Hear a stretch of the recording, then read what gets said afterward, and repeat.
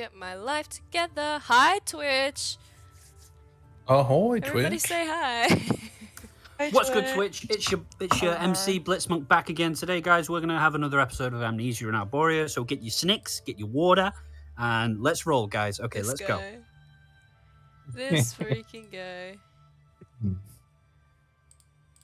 Oh.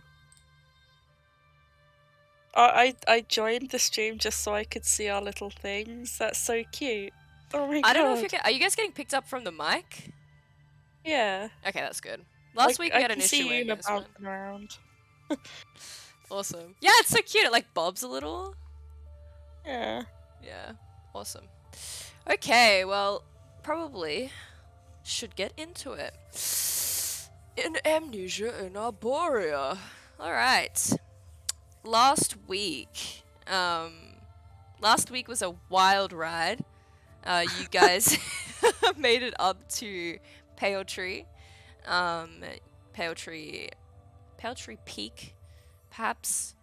The Oracle's temple, or one of them at least. You guys ventured forth, had a bit of a brawl, a bit of a punch on with the Queen. And after that, you guys managed to get inside the temple. And that's where we left off. I left off by saying that you guys found yourselves in a collective dream.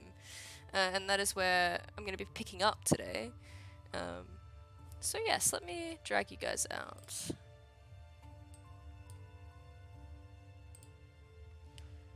And I would like to draw your attention here. You guys find yourselves in nothing short of a dream, floating in a starry... Here's a giant red slash. And I while... meant to select. It's like, shit, someone's gonna... Whew! Bit of tension. It's Lucy just crossing out his lie. I'm like loading up turn order. Yeah, as you guys dream, you find yourself floating in a kind of starry abyss, and while here it is quite enormous, it doesn't really feel empty. It kind of feels like it's filled with raw, like stardust, raw potential. You realize slowly that you guys are all here, standing across from each other, and between you all is this single red line of fate, which seems to appear from, nowhere and everywhere behind Kremek, and is strung around each of your wrists and wraps around and then extends out into this apparition before you all. And now you kind of rise your eyes up, you notice that this apparition kind of almost appears like almost like a ripple of dark water, or maybe like a ruffle of like black fabric. But a tiny kind of glowing light unfolds from somewhere within. And at first it is white, this kind of bright white light, but eventually it divides into four. A blue light guides itself to Una, a gold light guides itself to Kremek, a red one to Oren, and a green one to Deblai. I can hear my cat climbing on something. You guys feel these lights seep somewhere into your very soul, into your very essence. And you watch as this weave reforms, kind of disappears into the aether. You swear that you can hear something quietly say, use it wisely. And then, effectively, you kind of lean back as if you're falling from a great height, and find yourself back in your regular dreams. So that's a little bit of a nod to the fact that you guys have special feats. Special little custom-made feats. Which is super exciting. Can I get a bit of an initiative roll here, just to see who wakes up at what time?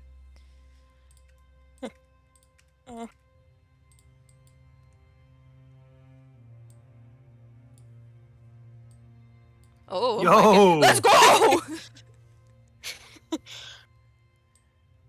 Very juicy.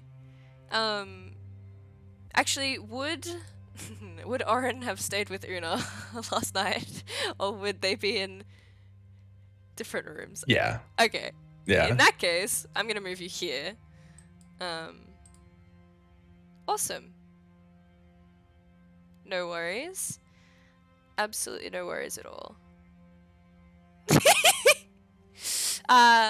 Oren and Una, you guys wake up together.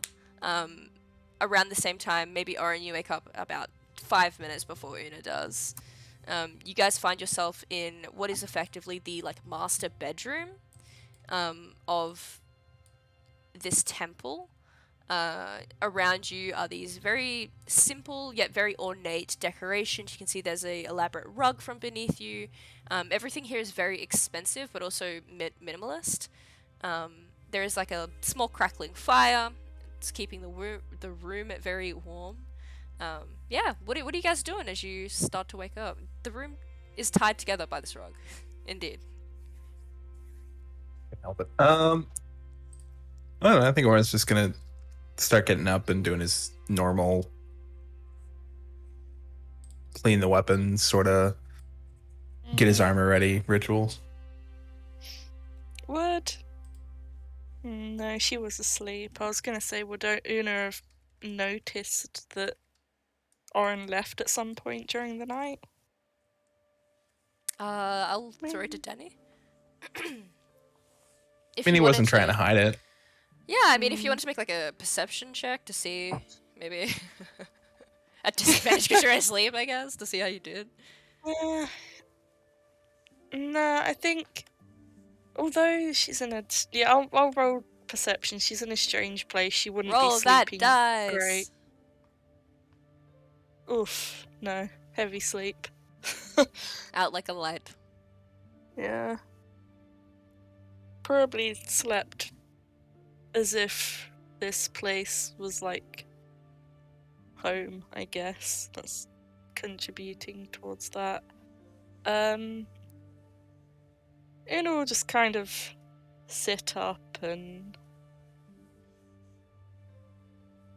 do her usual thing of morning migraine, as she has these visions and she can't place them just yet, but she will at one point. And then I guess she will get up, get dressed,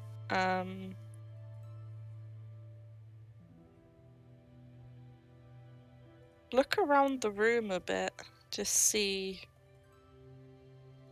what is in here.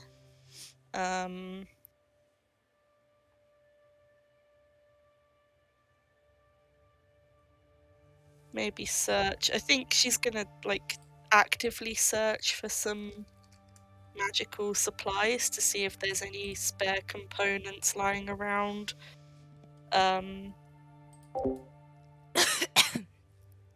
But also just sort of take a look at the books and what's on the desk, if there's anything, just to sort of get an idea of whoever occupied this space before her. Absolutely. Absolutely. I will take an investigation. I'll take an arcana. Are you looking for anything components-wise in particular, or are you just having a browse around? Oren, you also are awake, probably watching her start to rifle through belongings. Oh yeah, she would have said good morning to Oren. She didn't just completely blank him. You know. Yeah, I mean, he probably would have said good morning back, but he's just, like I said, just getting ready for the day. Making sure everything's ready to go. You do probably see like some snowy ass mud prints like walking in. Una squints at the prints before she starts looking around. She's like, where did you go? Is it yours? Someone didn't get into the room, did they? Yeah. Should have cleaned that up. Sorry. It's And couldn't it's sleep. fine. And she'll just cast prestidigitation and clean it up, just with like a snap of her fingers. Let's see, it's gone. The perks of sharing a room with me. Yeah, I can do this. Any minor illusions them back and then snaps them back out of existence. I can't clean shit though. But no, I couldn't sleep. Went and buried a friend.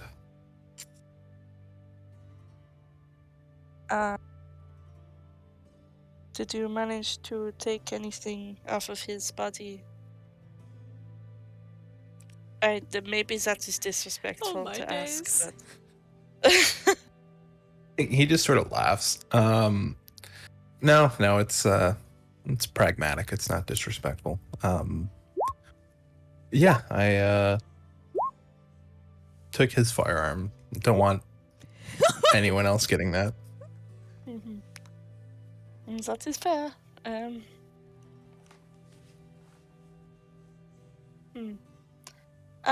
don't think she's looking for anything in particular, except for like she's really looking for some magical ink and parchment suitable for spell stuff. But her main focus is just discovering who this person was and what the books are about and stuff. It's like, oh, I'm in this magical space. I might as well look for that stuff while I'm at it. Yeah, absolutely. I You, will do... yeah, drop me a cheeky check. I'll take investigation. I'll take Arcana. Oh, Spin. You start looking around. Perhaps it's like maybe like a silent nod of respect, but finds herself not really wanting to reach in and rifle through every single thing.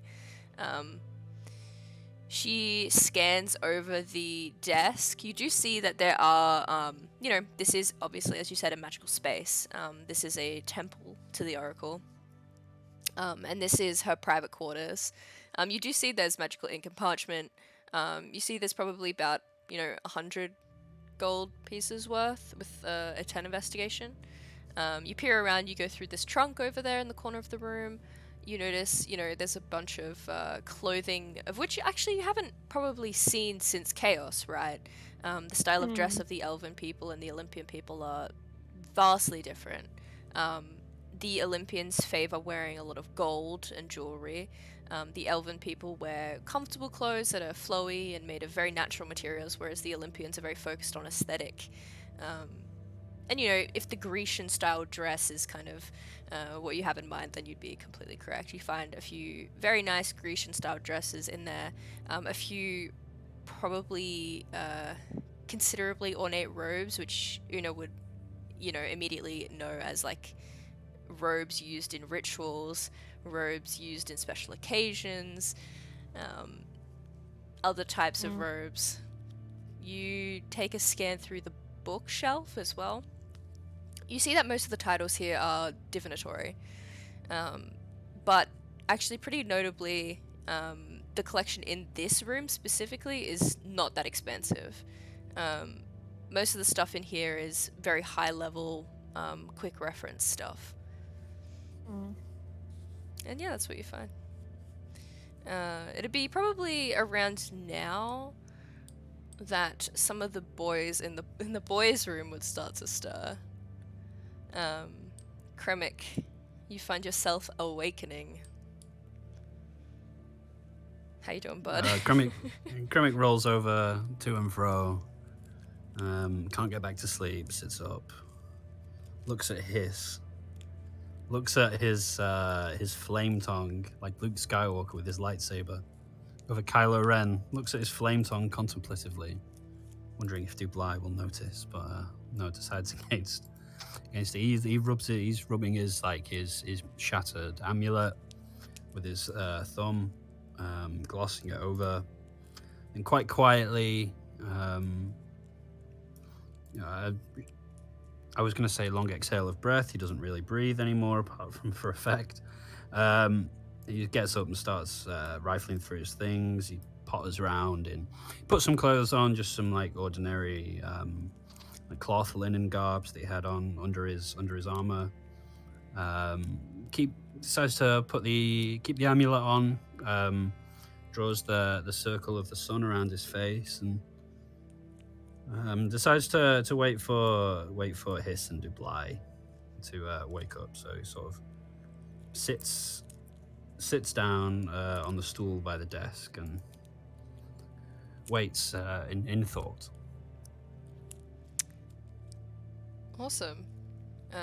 You wait for maybe, half an hour or so. But about at the end of that half an hour period, you see Dublai starts to stir. His seems entirely out of it. Like he's a high energy being and he needs all the sleep that he can get to sustain himself. Dublai, you awaken and you see a dwarf kind of peering over you in the corner of the room.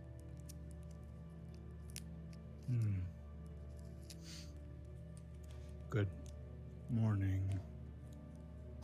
Hey, Dublai. Good to see you. I think I said that yesterday, but it's really good to see you. Yeah. You too. It's good to see all of you. Yeah. I know they feel the same way. I'm really happy you're alright. You'll have to tell us all about what happened to you. Oh, yeah. How are you? Oh, I'm alright. When I saw you riding that big dragon with people that I know and Ren and little Meow over there, it was maybe one of the best things I've ever seen in my whole life. It was beautiful. It was like hope. It was like hope coming down. Just big stars in the sky, a constellation that said hope. It was fantastic. You sure know how to time yourself, don't you? Yeah, it's I want it to be timely and dramatic. That's so cool. Are you alive, Dublai? Yeah. I am. That's amazing. What's it like?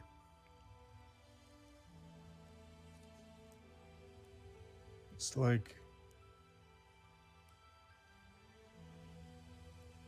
realizing that you were completely dehydrated and having your first drink of cold water in hundreds of years. Something you didn't know you needed. Wow. That's amazing. That sounds lovely. I'm sorry for what I did to you. No, it's quite alright. It's quite alright. My body needed to go on. It was all part of the master plan, wasn't it? I don't think I would do it again. No. I don't think you could. I just mean that was a more pragmatic part of me, more version of me, and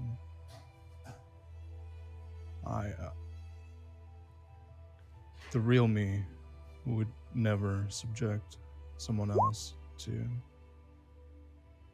this. Dublai, the man who went dungeon crawling with me and my companions and ascended Blossom Mountain with me, and who I saw throw monsters off a cliff. I really liked that guy. I think he was cool. I really think you're underselling yourself, pal. I think you were already a cool guy, to be honest. So if you're that same guy now who can eat bacon and feel things a bit more, that's really good. but you know, I think you were already pretty nice. Well, it means a lot that you think that. I'm better now, and I'll keep an eye on you and make sure you don't lose what I lost along the way. Hey, Dublay, I don't know if I can, but if you ever pass out, you know, or like die. Don't. No, don't. Okay. I thought I'd ask. Yeah, just let me go. Okay. Okay. I'm gonna get up. Do you want anything? Does the little cat, does he need anything? Like a bowl of milk or something? I think he mostly drinks gold.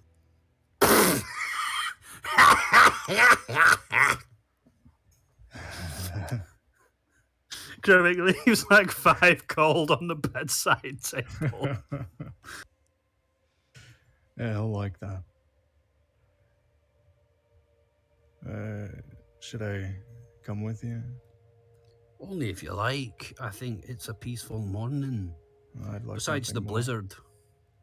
So if you want... Besides the blizzard. Besides the blizzard. Oh my. So, yeah.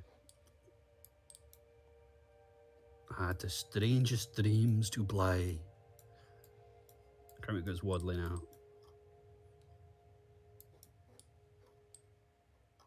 Oh Strange my. how. You were there, and Oren was there, and Una was there, and we were there, and someone else was there. It was like a girl. I think it was the lady from Blossom Mountain, or it might have been the girl. Wait, no, there were 2. Or it might have been my mum, or it might have been Oren's mum or Una's mum. They're just all the same to you, or? Well, I guess all mums share a certain quality that only mums can have. What was your mum like? Was she nice? Yeah. She was,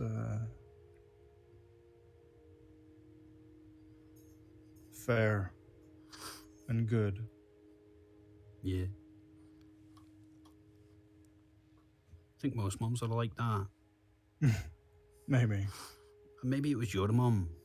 She was in my dream. Sorry, don't hit me Oh, out. jeez. I didn't mean to dream about your mum.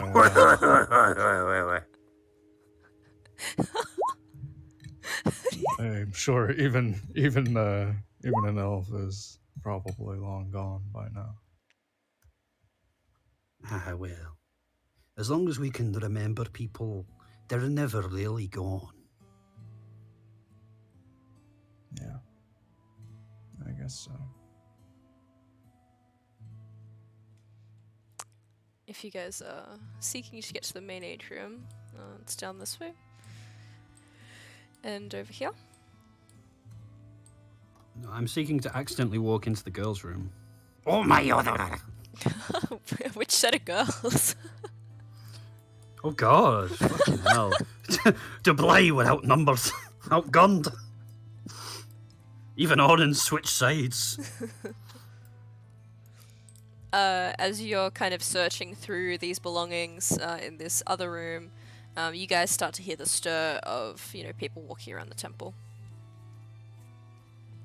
If we wanted to briefly flick it back over to you guys up in the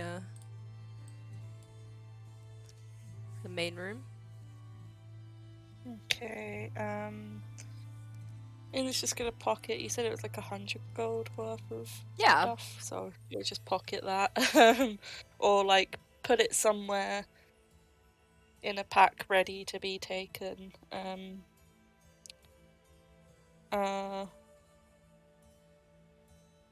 she'll look over at Oren and just sort of watch him do his thing for a while. Yeah, he's probably just finishing up at this point. So he'll like strap like a what the hell are they called? Like the chest high like detective holsters, like one on each side. Oh, And hell then yeah. yeah, hell yeah. And then before he puts anything in them, he'll sort of walk over and double clicked. Set them both down on the table and kind of say, so I never really had either of these looked at. If there's anything you can do. I mean, I can take a little look at them. Uh, I don't have any spells that, she looks into the camera, identify magic items, but, I could, I suppose, appraise them in some way. I'm not so familiar with weaponry, but I am familiar with the arcane, so she'll sort of look down at the guns and... Wait, was it the guns? Yeah. Yeah, okay. Looks down at the guns and just sort of squints at them a bit. They squint back. Picks one up. Oh, picks one up. She's briefly a wizard with a gun. Turns it over in her hand and just tries to sort of appraise them without having the identify spell, which Totally I should pick cool. up at some point. No, totally fine. Can I have an Arcana check? And are you looking for anything in particular with these weapons? I think as much as Oren wants to find what they do, I guess Una wants to find out if they do anything bad, like if there's any bad vibes coming from them. Like curse sort of vibes. Yeah. Okay, absolutely. Yeah, she's... That's her main concern for many obvious reasons. Absolutely. So let's roll Arcana. Very good. Are you feeling both of them? Yeah. Cool. I'll do one at a time. You run your fingers over the cool metal of these pistols. You've never seen anything really like this, not only in your study as a wizard, but as a, individual who lives in this world. Guns aren't really a thing. So to see the mechanics and the science up close, it's a very strange branch of magic. You, with an 18, feel that the core of these weapons isn't magical, but you feel like the pistol itself isn't magical per se. But you get a feeling that both of these weapons, when used in tandem, have immense magical power. And through circumstances outside of the pistol's control, kind of like a string of fate which has bound two people together, they've somehow kind of found their way back to each other after kind of going out and being interacted with through various sources who actually find themselves at complete opposites, right? One of them is lit with flame, and that was Oren's decision. You can feel like a type of energy that's not necessarily bad, but it's definitely divine. You feel something like primordial about it. A magic that manifests a lot stronger than, even the queen, right? Like you said before, she's kind of like an archfey, whereas this is a primordial god, and they're packed with Oren. And it's kind of manifested in this way. Looks like a dripping ember. Actually, let me show the photo as well. I don't think anyone's seen it. And then the second weapon has kind of come from a pact with another entity, right? That Arla made. And you can see that it's manifested in a very cool sheen of ice around the weapon itself. You can probably tell, having been familiar in, existing in Pandemonium, having been the Queen's consort for a while, having been the Illidrith, that this has her signature on it, right? This has her signature magical energy channeled into it. So these pistols have effectively, TLDR, gone out into the world, interacted with these like huge entities who have bestowed upon them magical power and then come back together. And while together, they have an extra magical ability, which I won't spoil. But you don't feel anything malicious with them. You don't feel any kind of curse. You don't feel any kind of, trickery, fey fuckery, as they say. You just feel like they're very strong, very, very strong, +2 weapons. Yeah. Wow. I'll get a photo up now as Okay. well. Una sort of holds them and looks between them, and she sort of more or less summarizes that and says, these two weapons, I suppose, are tied together in a way. They were ordinary weapons, maybe created together, separated, touched by different deities, magical forces, and have come back together and I can, from the best that I can tell, they are stronger together. And as she sort of pushes the two guns together, like she sort of physically demonstrates it in a very sort of basic way for someone who is so vastly intelligent. It's a very basic gesture. But then when she does it, she sort of looks at Oren and she has this strange expression, and then she smiles and says, does it remind you of anyone else? Two forces. No, never mind, I'm getting sentimental. We should go find the others, no? It does, and yes. Heh. And he sort of throws them both in the holsters and walks out. I dropped an addy for you guys in Discord of what they look like. Fucking hell! They My look so God. cool. My God. Hang on. You look cool as hell. Hell yeah. Very nice. I'm gonna throw it in the whatchamacall chat. The actual Roll20 chat for Yonder Twitch.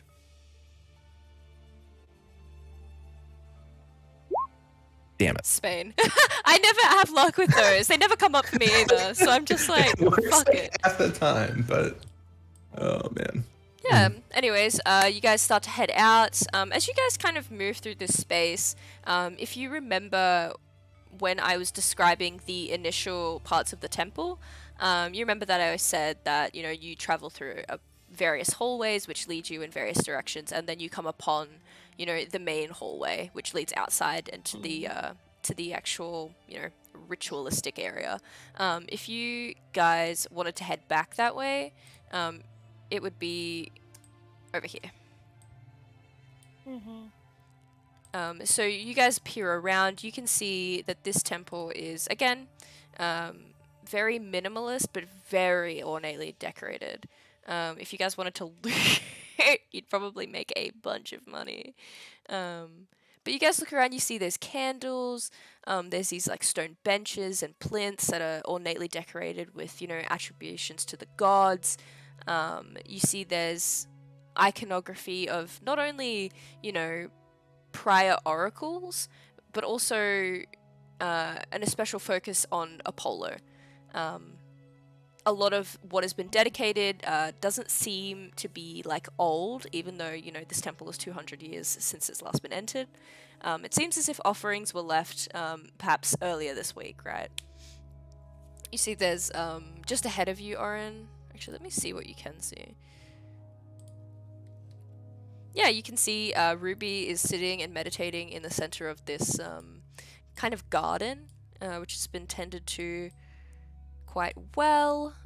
You can see that the splatters of blood lead a trail out into this center atrium area where there's this kind of strange revolving, almost like a planetary thing.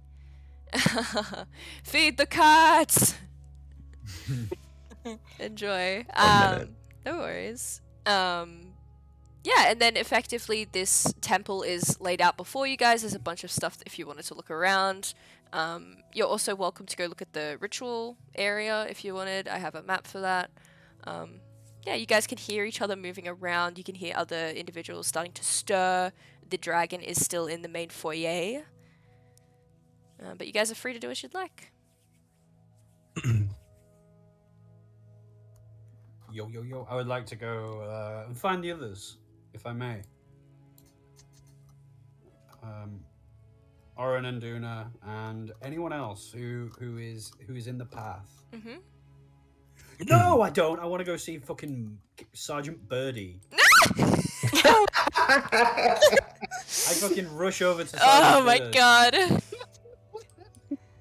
Oh my god. This fucking bird, bro. You Master, Hello. did we do it? He God damn it. He is sagely looking out. This is like almost like a cliff face. And it overlooks not the direction of Brightwater and the rest of Pale Tree, but it actually overlooks the kind of bay. And to the north you can see the wilds. Oh, I guess to the left you can see the wilds. And then to the right you can see kind of the mainland continent of Arvandor. And in the distance you can see the island that is like Andros Isles, or the Forlorn Isles. He's looking very sagely out. His the music. He ruffles his feathers and sits, straightens his shoulders, and with a distinctive sage voice he says, "I think we have." What will you do now? I have spent so long awaiting the oracle. I fear that I have lost myself.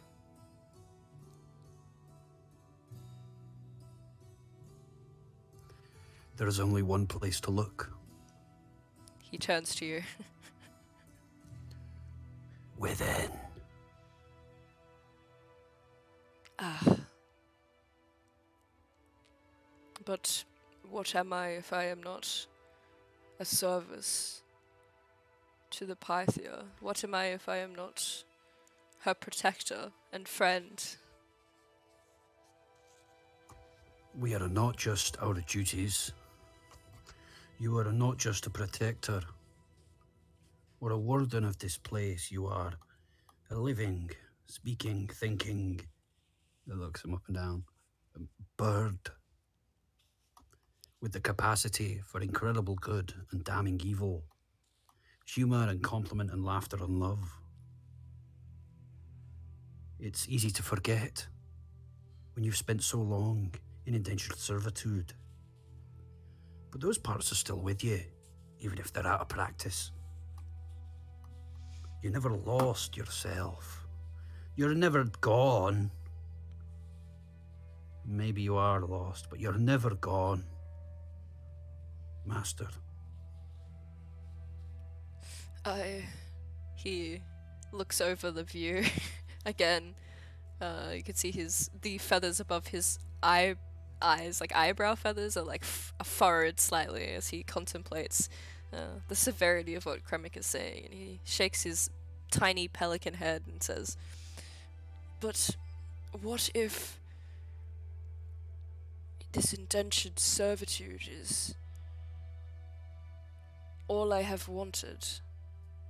What if I yearn for nothing more than the protection of someone that I adore?" Then you can continue.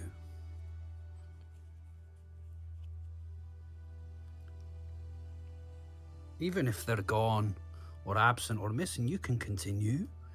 We never have to stop loving someone, or being loved. Even when someone's a million miles away, or in another galaxy, you can love them and protect them. Ah. Nods pelican head again. Perhaps it is that... And his little beady eyes flicker towards the door, and he surveys both you and Debly in the distance, and he says, "Perhaps it is so that the Oracle has found other protectors, maybe friends. And so Yugu. Sorry, go on.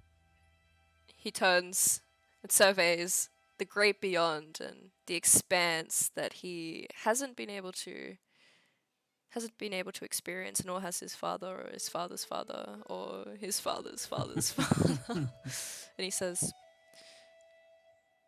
"Perhaps it is enough that I love her from afar." Yes.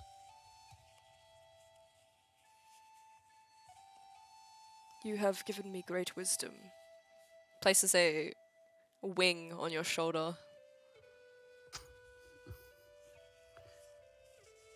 I sort of crouch. It has such force that it almost makes me kneel.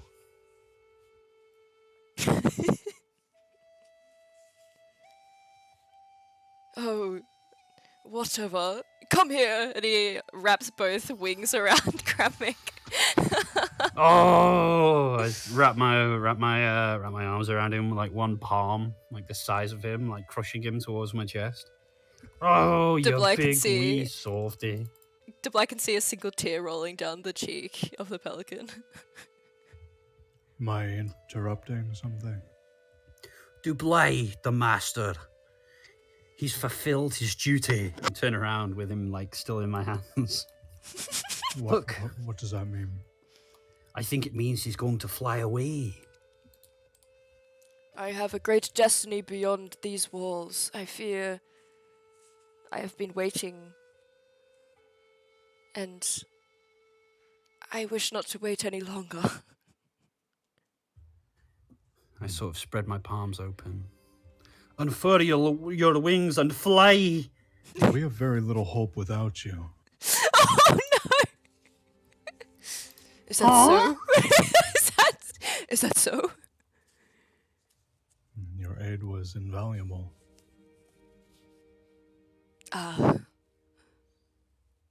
Of course. But do what you must. And perhaps our paths will cross again one day. Perhaps so. He turns, and you can hear the clamor of armor as, the tiny pelican armor starts to unfurl from his back. It kind of clambers down to the ground. You see the helmet slip off his head, and for a moment he is just a regular pelican. Except you know who he is, truly, in his heart of hearts.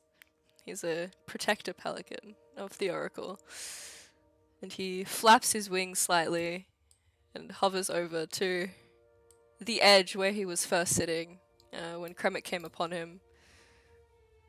He turns back, and you swear that there's the shadow of a smile on his face as he says, you will protect her, right?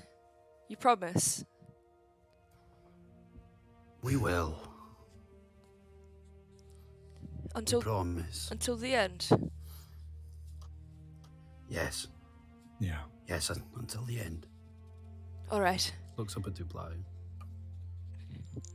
All right. Here I go. He spreads his wings, and the morning sun breaks the horizon. And for a moment you see the shadows cast are much greater and larger, as if he's carrying the generational weight. And he leaps and soars, and you see him bank over the horizon. Bye-bye. Oh my god. As he soars away. Take me with you. I have to hold him back. I grab him on the shoulder. No, you have to let him go. She just stands there like so the hard. standing emoji. When And they she's leave the just- nest. What the fuck is going on here? If you love something, Kremik, you have to let it go. What? What are we letting go? Hello? Please don't ignore me. He buries his head in Dublay's chest. He can't cope. Your greatest ally was called away. He's My needed great- elsewhere. My greatest ally. Who is that? Your protector. She looks at Oren, and then she looks at Kremik, and she squints at the I'm distance. holding Kremik at, like near my waist. I'm like brushing his hair, but he's bald, so I'm just like, patting his head. She looks in the distance and sees this pelican flying away, and her heart does ache. She feels sad. A sadness that hasn't permeated her quite as much as it has before. Why did he leave? I wanted to talk to him, actually. I had a delivery to make. Oh. In a bundle swaddled in. Yeah. In the distance, you guys can hear. Woo!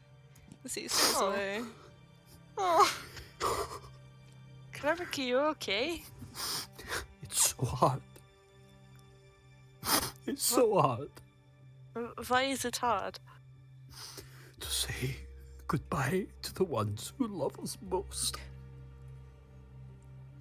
He was very nice, actually. I meant to thank him properly, but I did not. He knows. He could feel it. Oh. I'll send him a sending at some point and, say thank you for everything. Yes. How did you sleep, you two?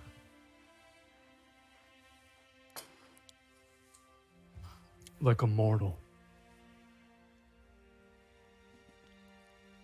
Una looks at Dublai, kind of surveys him. I'm guessing it's pretty easy to tell he's no longer vampiric, because... Yeah, his skin has color now. Mm-hmm.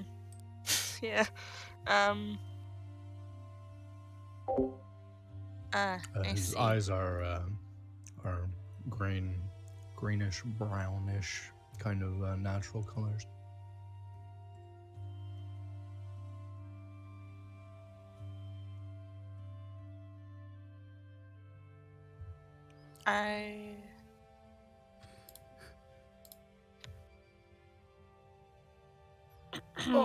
Oren, where did you go in the night?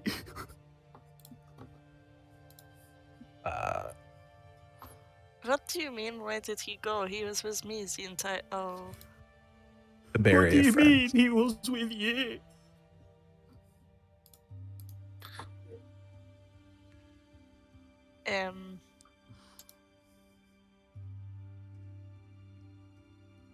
What do you think it means? I don't know how to tell this to you. But I'm coming! What you do... Okay.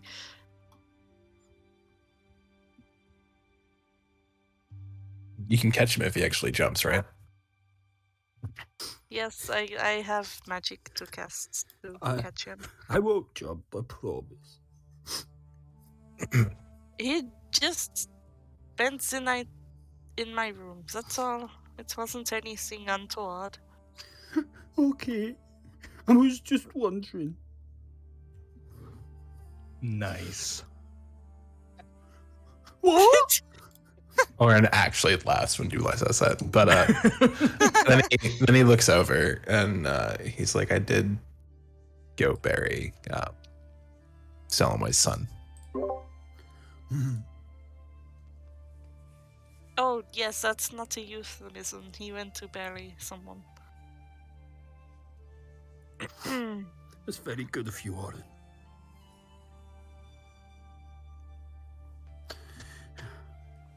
Hey, say, you're the Oracle, Luna.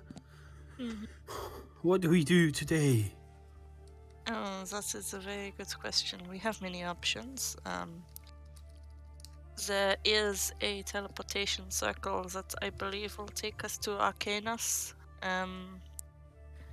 So we could go there. That would be quite interesting. We have not been in the sort of Olympian part of the world in quite some time.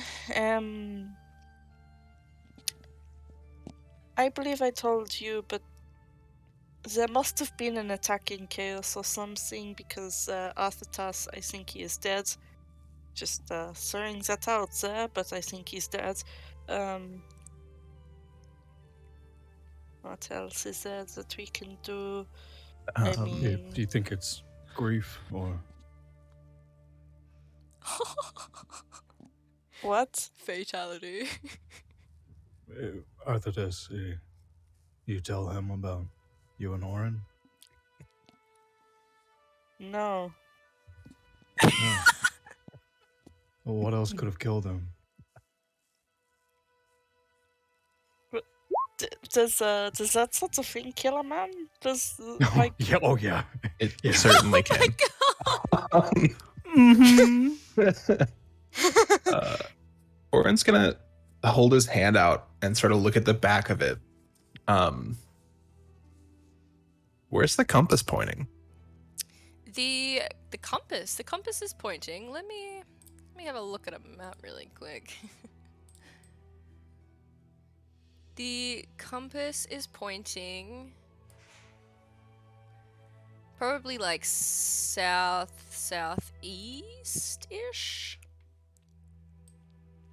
Is that the direction of Arcanos? I know Arcanos is very far south. Yes, but... it is. Okay. Yeah. Although there is a bunch of stuff around in the temple as well.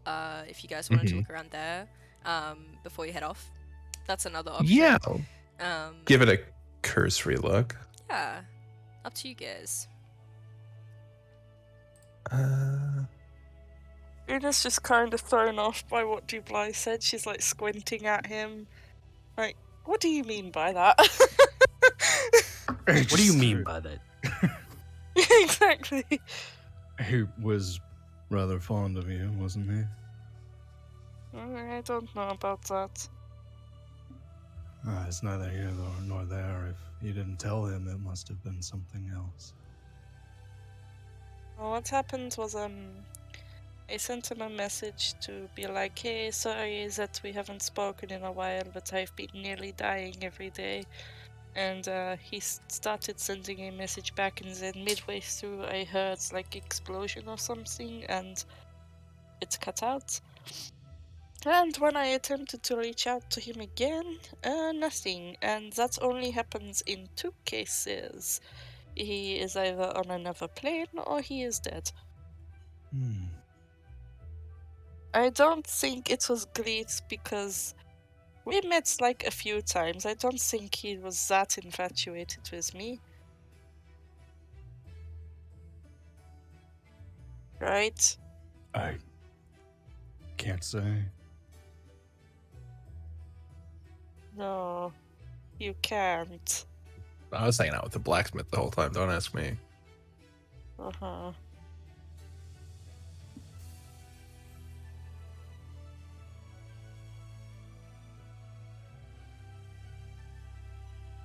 Well, we weren't anything as official, so if he died, that's rather pathetic, you know?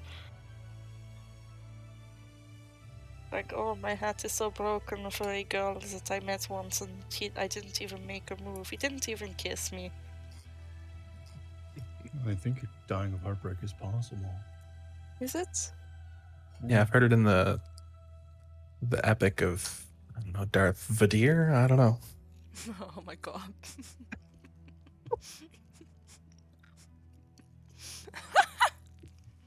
I'm so confused. There's not a story that they would have told you. No. Oh my god. What? Ada squints at Oren. Anyway, I told you the An tale old of tale. dark places, the wise. An old tale. It's not something a paladin would tell you. Don't worry about it. I'm gonna go clean my face. Oh. You okay, Kremek? Would you like it any doesn't help, it doesn't Kremik? wash off, Kermit. What? The tears? That's okay. Never mind. The fuck are you saying to play? Am I dirty? Never mind. Yeah, Sniffs his. go wash up. He sniffs his pits as he walks off. Shocking. Probably kind of stinky. I think I need to go see if somebody else wants to go home. Okay. You do that. It is squinting at two blind still. He's just like waiting.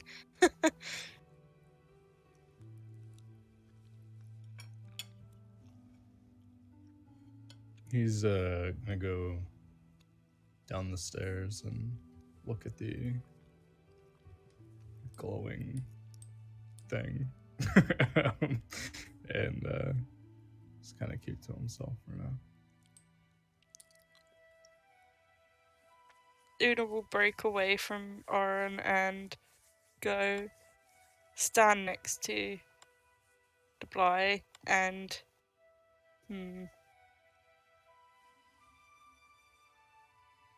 what exactly happened to you to make you reconsider things? It's all a bit of a blur, Mm-hmm. but I was able to fight it in a way I couldn't before. In one way or another. I don't know. But it's good to be back and whole again.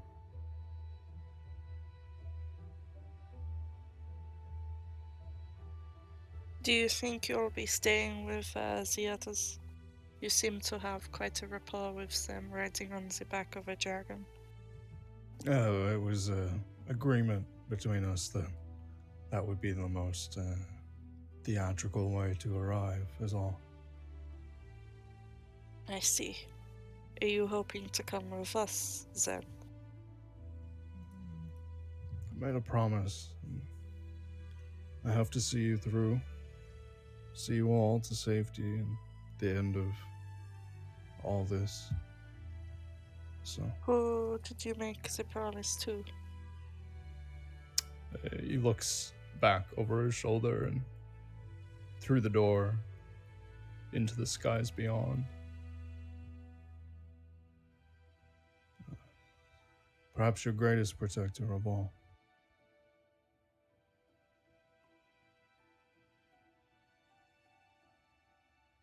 Una kind of squints.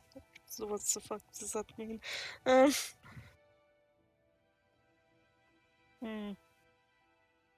Well, like I said to you, I am glad anyway that you did not take my threat seriously as much as it bothers me that you didn't. It's more about I couldn't live with myself if I didn't come. So it was worth the risk. Show up and have you turn me into dust or whatever. Or don't come and suffer living knowing that I was, oath breaker, a coward, a bad friend. I thought better to die trying to make it right. That's fair, I suppose.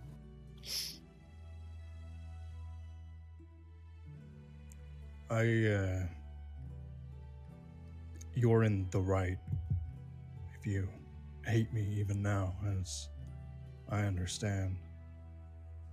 I would too. And I hate what I was too. But if you'll have me accompany you anyway, I'll do everything I can to make sure you're all safe. Um, hatred is a funny word. I don't know.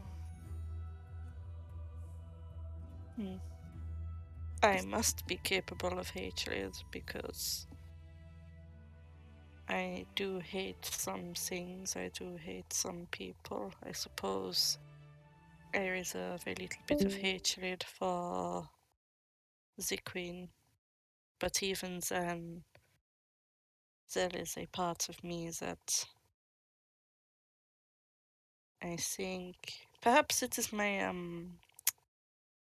mind wants to rationalize, pick apart these people that I may hate, including you. There is part of me that is so very angry. But at the same time, the anger is or was also directed towards myself, you know. I allowed myself to be vulnerable with a man that I did think was lying at first. I did tell myself, hey, this guy could be lying to you. But in the end, I think I was so desperate for hope that I looked past that. And in a way, I hate that part of myself. But thinking about it, I think that part of me that wants to hope and wants to feel good, I suppose, and do good and believe in the good of people. I think that's what separates me from the Queen and the man you used to be. I don't know who you are now. We never met previously prior to your I don't know how to put it, so Yeah. that self. But I am apparently a great string dweller, if that is the right word for an oracle. Hmm. So I am willing to see this played through and discover who you are now. And I am grateful for the sacrifices you have made.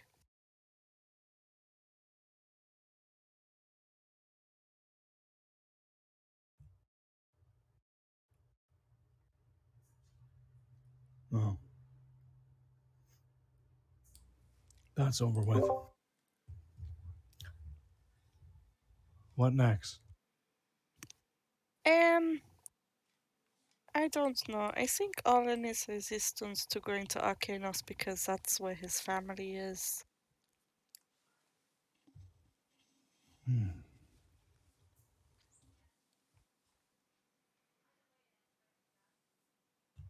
Jesus. Ben. God.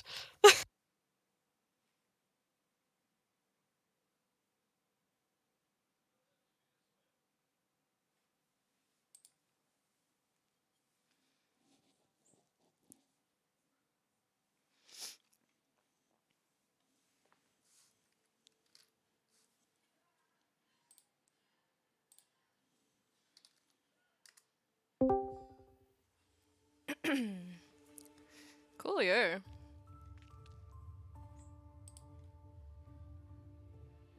Oh.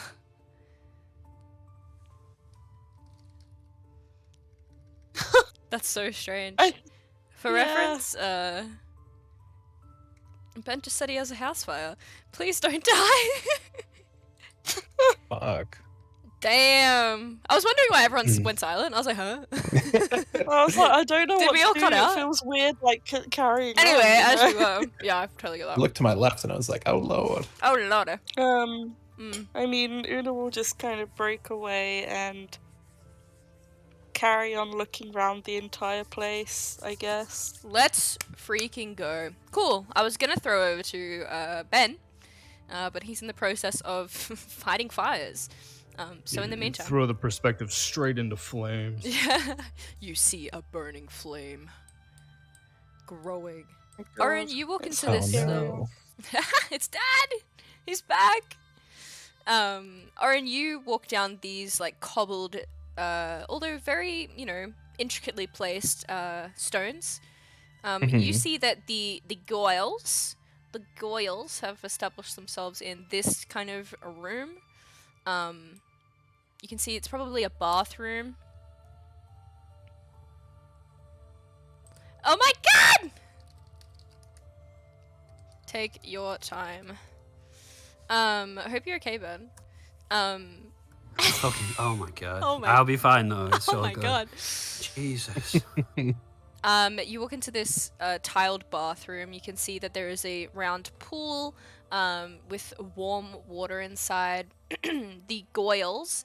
You can see Ruby's leaning against the wall, and it seems that her and Newen, having a debate over something. Like approaching closer, you guys. Oh my god.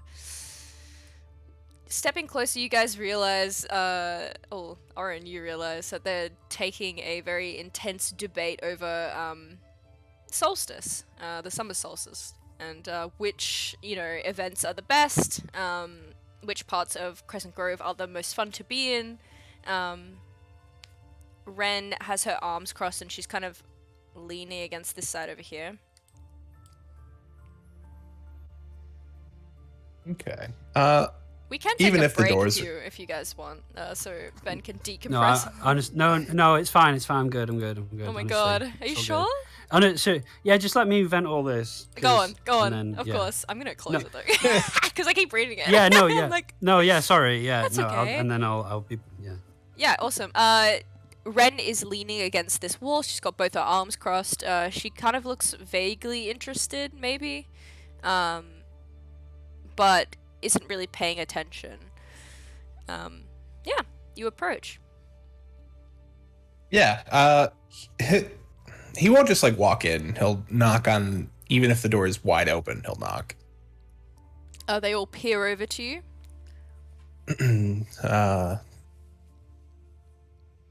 Can I interrupt? No one speaks up. I don't see why not. Okay. She is like slowly looking over to Ren, and Ruby immediately looks to Ren.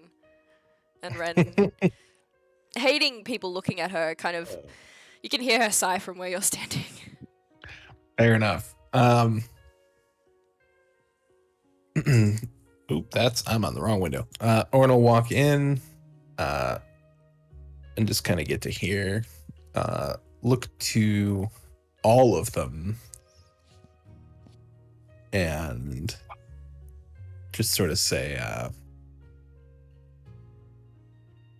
so there's no sense in being coy about this. In order to save. I need to close Discord. I can't Sorry. close Discord. Ben!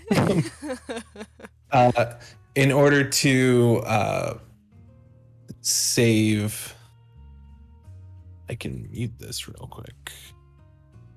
Shazam. Done. Okay. In order to mitigate the damage in Pale Tree, and in order to save this temple, Una and I had to make a deal with, from what I can understand, is one of the fates. What? One of the face? And no one looks like she's caught in disbelief. Ren, she's already frowning. It's just her resting bitch face, but now she's actually frowning. Yeah. Ruby is like squinting at you from across the way.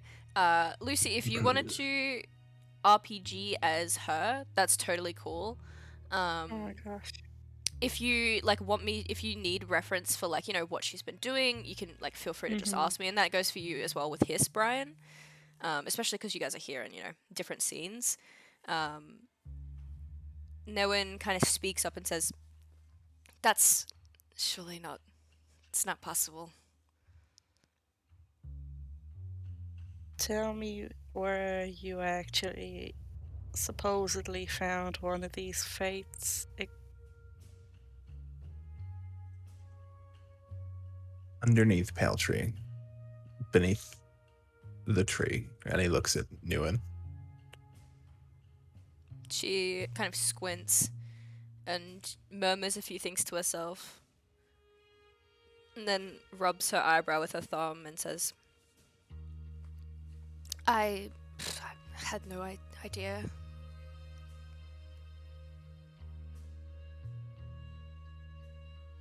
Yeah. From what we could ascertain, it was pretty legit. She seemed to have the right answers for things and certainly had the power behind it. That's how we released whatever got into Dublai before he became mortal again. Him and Kremek and me, actually. I think I was on a bit of borrowed time from some of Kremek's god's magic. Died, and that was the only way to get all of us back and save as many people as we could in that city. And I know it was still what it was, but You no one goes to say something, but then you hear Ren from behind you say, with the usual like crisp curtness to her voice, "Deal." And I'll type it out because I know that she's hard to understand, but she just asks, "Deal."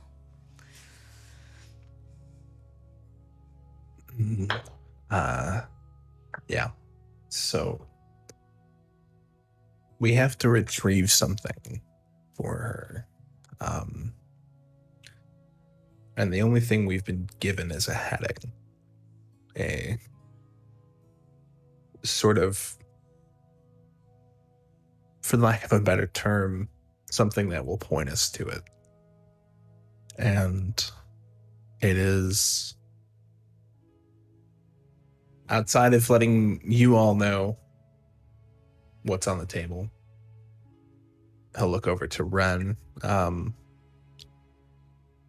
It's pointing home. She opens and shuts her mouth and then says, "Arcanus." Yes.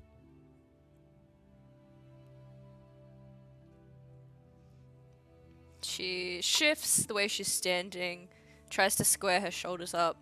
You can tell she's measuring what you're saying. She's trying to calculate where it's leading, but she doesn't say anything else. And no one says, so you need to retrieve something for the Yes. fates? It was only one of them. Clotho was her name. Its name. Their name. No one kind of glances over to Ruby and like raises her eyebrows. I'm guessing Ruby knows like nothing about this. Ruby, yeah, make me. Actually, I'll make you. I'll make you Yeah. a cheeky little history check. Let's see. Oh, you're proficient in it. Oh. Let's go, Ruby. Oh, Rubes. Oh, I miss Ruby, her. you know that you know a little bit about, the Olympian law. By virtue of you, being what you are, a Grinner, effectively needing to know enough to get by, you would know about the fates. You'd know how they function and their importance in Olympian society. You would kind of know that everything that you know out of character, like a cursory understanding of who they are and what their function is. But specifics, it's kind of hard to say.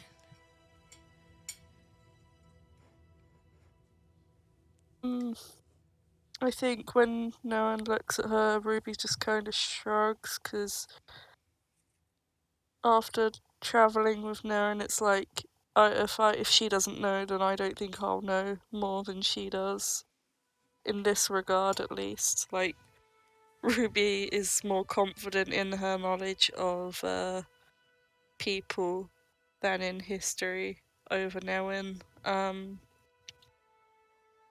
So she'll just shrug and, I mean, I don't quite know enough to make any guesses about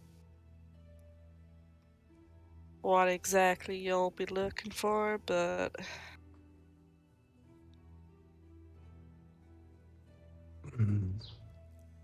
No, I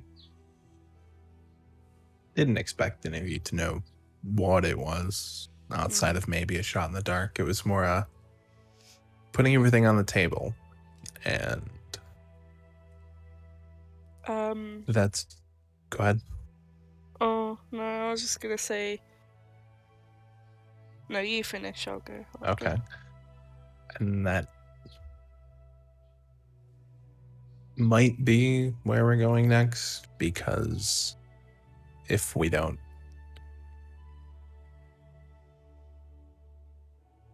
execute our end, so to speak, I think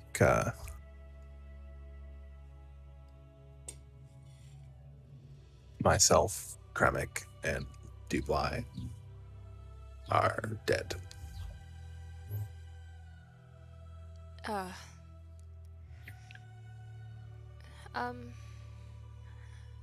I mean, I, the fates are, not someone that I would recommend crossing, although I, wouldn't really recommend crossing anybody. Okay. She's looking at Ren, with furrowed brows, and Ren hasn't really said anything. She's just staring daggers at the floor. Eventually, she kind of says, "You're going home?" Ruby's watching Ren very carefully.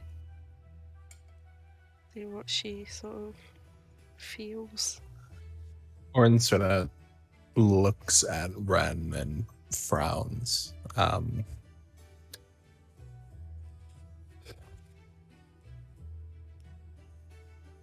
Only because I think I have to.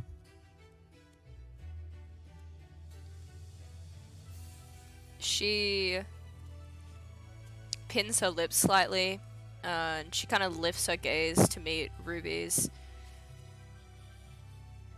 And then, after a few seconds of just kind of watching her, she turns back to Oren and shakes her head.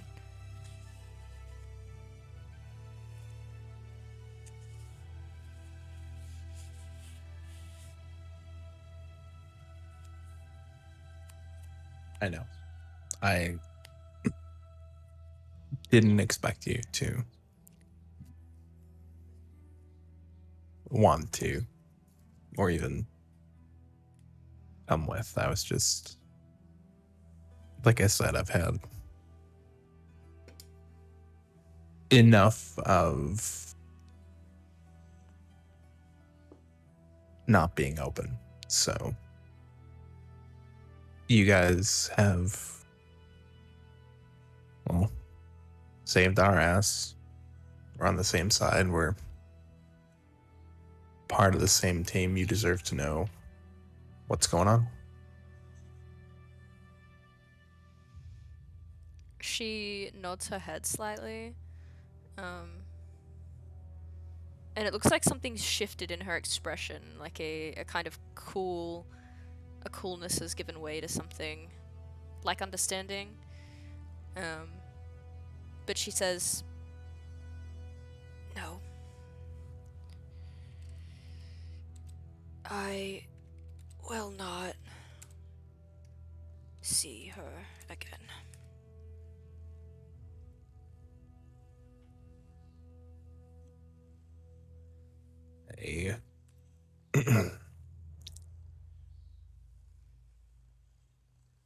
I understand.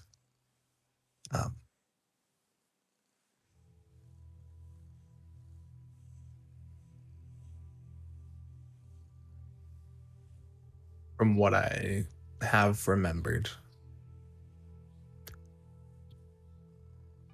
she's not great. Ren shrugs slightly and then nods at you and says, golden boy. He chuckles.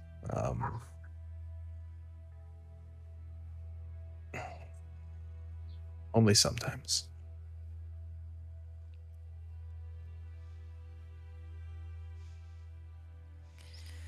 She kind of lets out a sigh, and then turns away like she needs a bit of air, and seems like she's about to exit the room. Fair enough. Oren, kind of while she's doing that, will look towards Nguyen.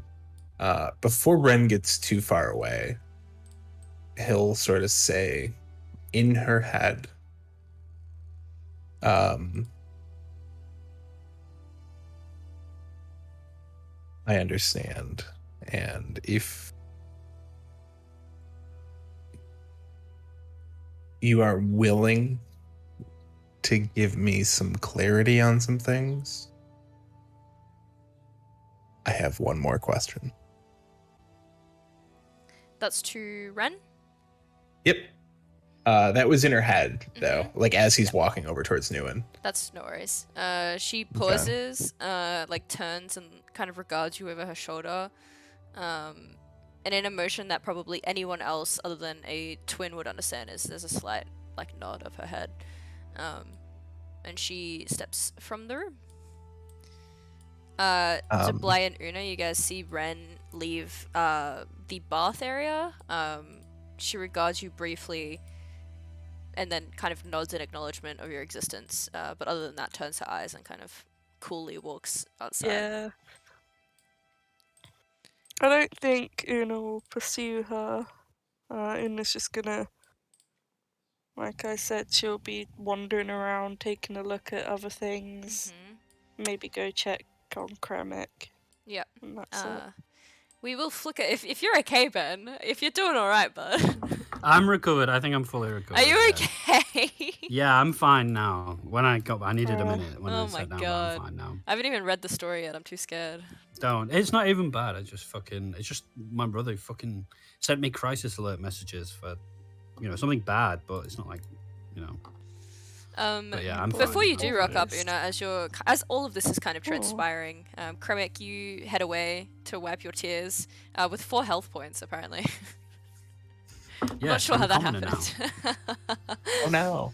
I have the commoner stat block. Thank God. Yeah, as everyone's kind of, off doing their own thing, you walk over into the center of this room. Hiss is asleep, curled up in a tiny ball. I assume you try to find like a basin of water to wipe your face. Yeah, I go pottering around looking for anything really that I can wash my face with. Sit down for a minute maybe and reflect on Goodbye Sergeant Birdo. Yeah. Could you make me a perception check, please? Yeah. Do-do-do. Delicious. You walk up and into this room where the basin is. You notice this room at the end of the corridor up here. You can see there's still lamps lit. Even, 200 years later. You also feel like a presence from that room.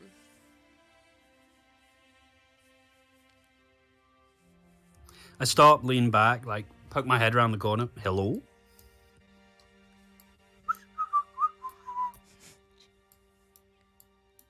Hello? You enter into this room. You can see it's kind of the end of this corridor. This window overlooks kind of the ritualistic ledge on which the plinths are placed. You can also see kind of in the distance the shimmering lights of Brightwater. You can see kind of like flickering flames, almost like bonfires, right? There's quite a lot of them. You can hear the revelry from across the canal. It's, party central over there, and tonight seems to be something special as well. Although as you kind of peer around inside this room, you notice there's a few, stone benches to sit on. This seems to be a room of reflection and quiet and reading. There's a few things around, but notably you notice there is a sword mounted on the wall. It looks broken. Oh. What are you doing here, pal? Do you need water? As you approach, you notice that the base gleams with kind of bronze, and you see there's 2 rubies which are deeply embedded into it. The kind of hilt has these wings which flourish out, but the actual blade itself is what's broken. It seems to be snapped. And you see there is beneath this sword an inscription, and it says something in Celestial. Mom, that is a language I do not read. I narrow my eyes. I tried to cast comprehend languages, but I don't have spells. I fail. Yeah, I you grit feel my it. teeth. You try to reach out to that source, and you feel it like flickering and waning.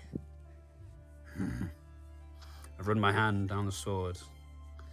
I'll bring you some breakfast or something. About at this I'll- time I'll- is when Una would probably come up along Yeah. that corridor as well.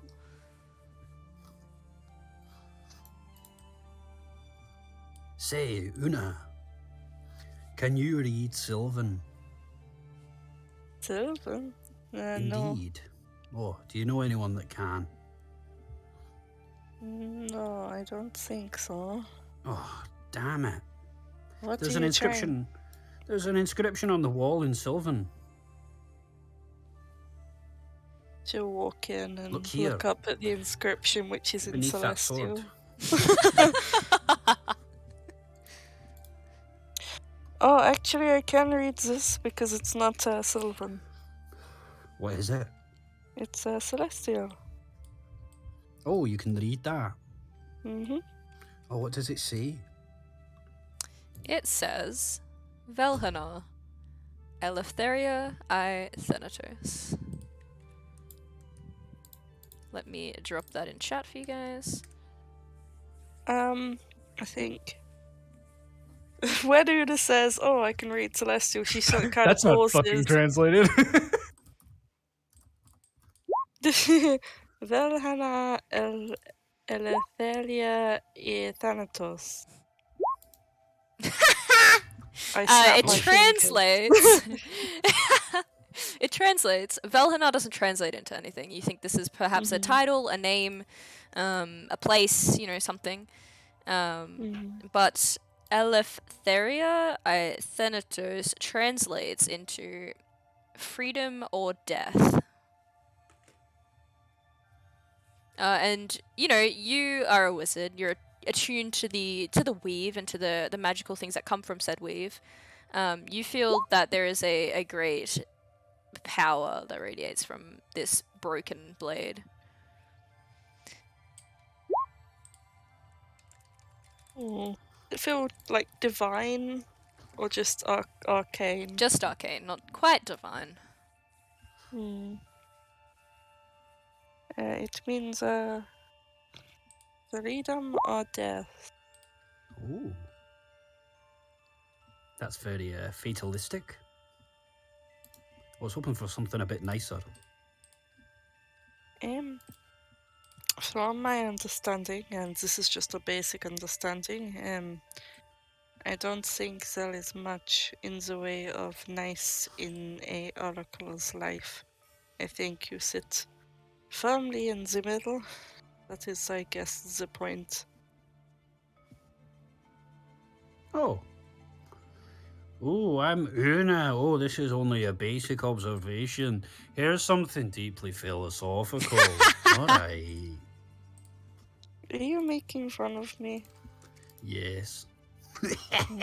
I won't accept it from anyone else, No, thank you. She'll lean over and give Krimic a kiss on the forehead. Oh, my powers are restored. Oh. Oh, Can you, really?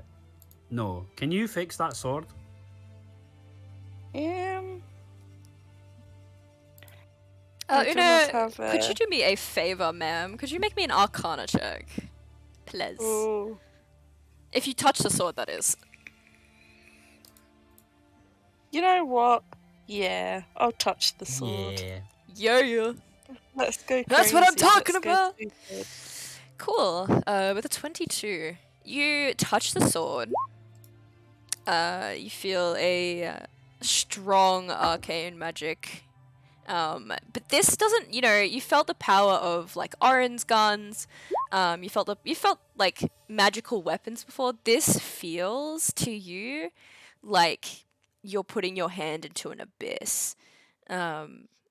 This feels like a very powerful weapon, and with a 22, you feel like this kind of weapon was designed specifically against casters. Against what? Casters. Magical users. Oh. But it is indeed, at a touch, a +2 weapon. And you do not feel like anything is missing here. It is not broken.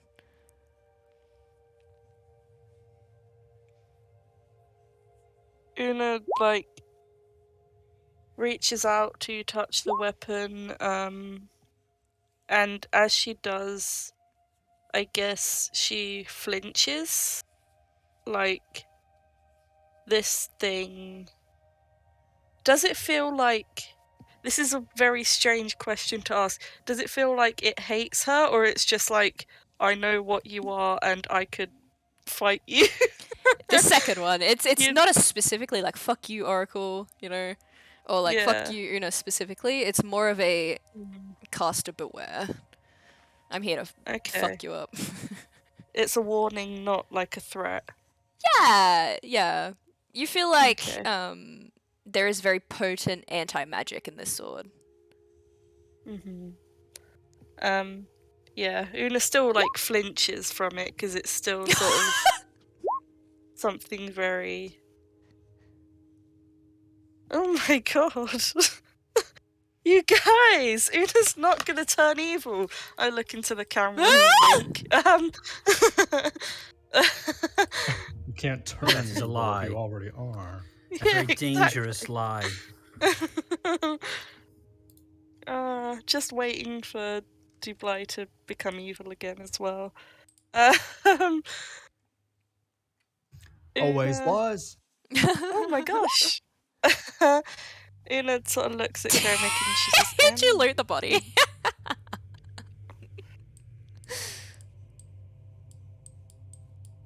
Did you,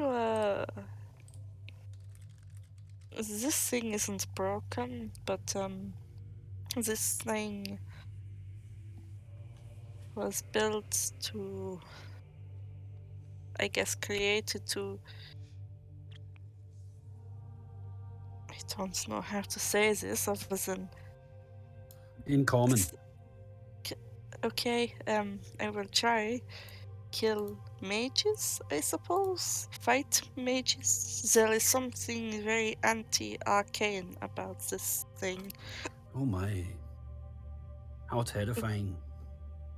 For me, yes.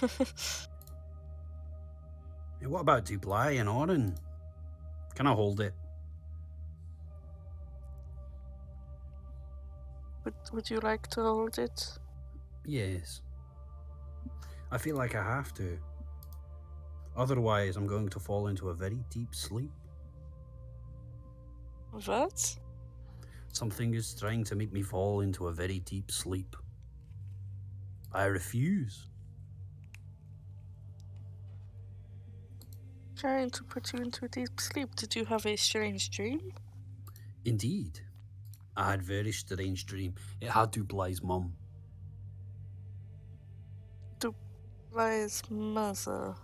Indeed, and you were there, and Orin was there, and Dublai was there, and Dublai's mum was there.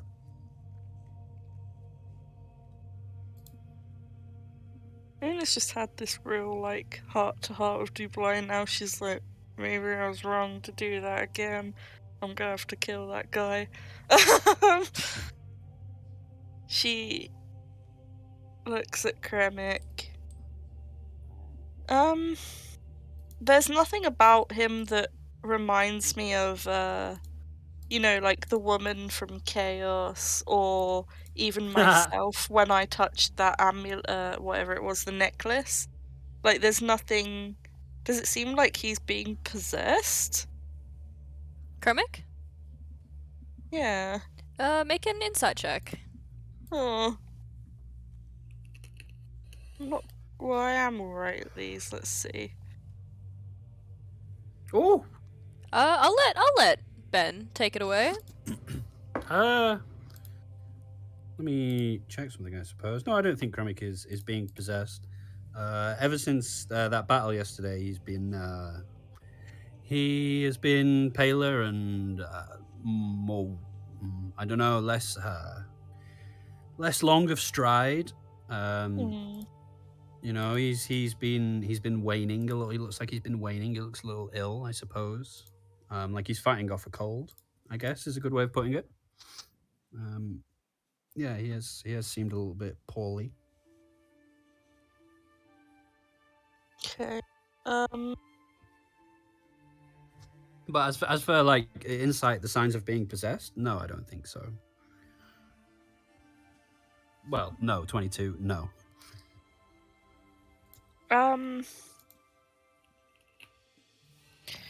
And I felt something happen to Hyperion, didn't I, when he did his business? Yes. Yeah, I think Una's clever enough to think something's wrong with Kremik, or something might be wrong in the future. And if this weapon isn't giving, like, bad vibes, except for, like, the I'm watching you kind of gesture towards Una, I guess, she will gesture for Kremik to take the weapon, if he can reach it anyway. If not, she'll get it for him. I mean, you're smaller than me, bro. Kremik is very small. I like it being... I like Kremik being able to reach it, but like being able to comfortably, grip around the heavy hilt. It's like high, and he'd have to like tiptoe. So if Una would like to present it to him, I would love that. I think, yeah, Una will. She kind of gauges the difference and she's like, oh, is this guy cannot get it himself? So she will very, very gently place a hand on Kremik's shoulder and reach up herself and pick up this weapon and I guess just handle it very carefully. She's worried even a paper cut could sever something about her, I guess. And offers it to Kremik like, I don't know, the fucking Lady of the Lake. Let's go. Yes, that is beautiful. Kremik takes it very graciously. Ooh. Two The hands, looks along the blade. the sword doesn't really like you, Una. It Oh, feels very cool, but when it touches Kremik's hands, there's this like humming, almost like Ooh. a very very quiet, almost like old Arcana hum, as if it's in agreement with its holder, as if perhaps it's been waiting here to be wielded by this man for a long time. It requires attunement though. That's okay with me, I think. Cool. Because I think the armor is gonna have to go. The arm is gonna have to go. Or is the or yeah, I think the armor is gonna have to go. That's no worries at all. I don't think commoners have heavy armor proficiency. They can. Can they? In this day, they can. Oh shit! Oh my god! It's space age, boys. It's a commoner with a gun. Fuck! Velhanar, the sword, is being an absolute brat. Unsurprisingly, and refuses to open. So as the next hour goes, I will give that to you, Krem. Awesome. You feel the weight of the sword. Thank you. In the next hour, you'll attune to it, and then we'll come back around when it is attuned. Oh, beautiful. Feels very strong though. Feels like a nice little +2 weapon there. Absolutely. I will go and meditate with that. Cute. As I do on such things. Awesome. Thanks, Una.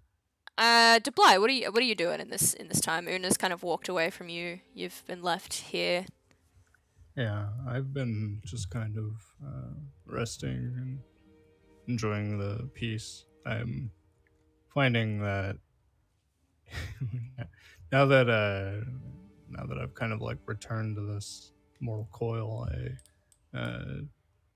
am tired a lot. Often want to just kind of rest and do nothing or enjoy sleeping. So he's sitting on the stone with his back to the pillar, Yeah. looking into the center of the room and enjoying the cool and the quiet. And he's just taking it easy. You're hanging out. You can see across is this planetary item which is kind of rotating around. You can see there's like a few stars within it, a few constellations which kind of spell themselves out. You feel like it's more of a decorative piece than anything, but as with many things in Pale Tree, there is a innate wild maybe magic to them. You also something that we didn't follow up in the heat of battle last week. In the meantime of you recovering in Crescent Grove, search through a library, the Great Library, in hope of finding something. And you did. You found something. You got gist of a old tale which was depicted in a elven tome, describing a Faden bow. And you found this particularly interesting because the individual that wielded it was located up in the northeast of the wilds, and was specifically fighting off the unseelie threat up that way. The huntress was described as devastatingly wild and without restraint. You have this feeling of familiarity with the term Faden, and you think perhaps this is a lead on the bow.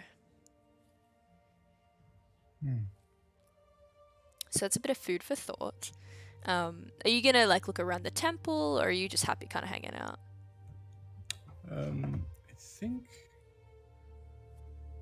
he'll take a short walk towards. I see some trees out here. Very nice. Maybe he'll do his resting and chilling right here. Very nice. Very, very nice. Could you make me a perception check as you kind of step into this garden area? Mm-hmm. Spain. You see that these gardens are very well tended to. You notice that there are these beautiful white flowers, which are kind of look like stars, glowing slightly. They're growing out of these bushes. You notice there's a tall tree beside you. You don't really notice anything out of the usual, though. Yeah, it's a nice ambient area to hang out. Yeah. That is that's pretty much it. I think Dubai is going to be pretty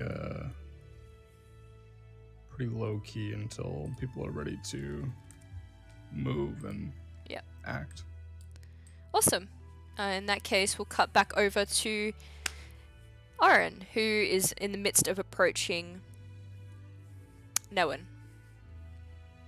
Yeah, he'll sort of look between Noan and Ruby and just kind of say, there's something I've had for a while, but I cannot make heads or tails of. Are either of you good with potions? Yeah, maybe. Okay. Orin pulls out the bag of holding, and from it produces 4 like 3-inch long cloudy vials.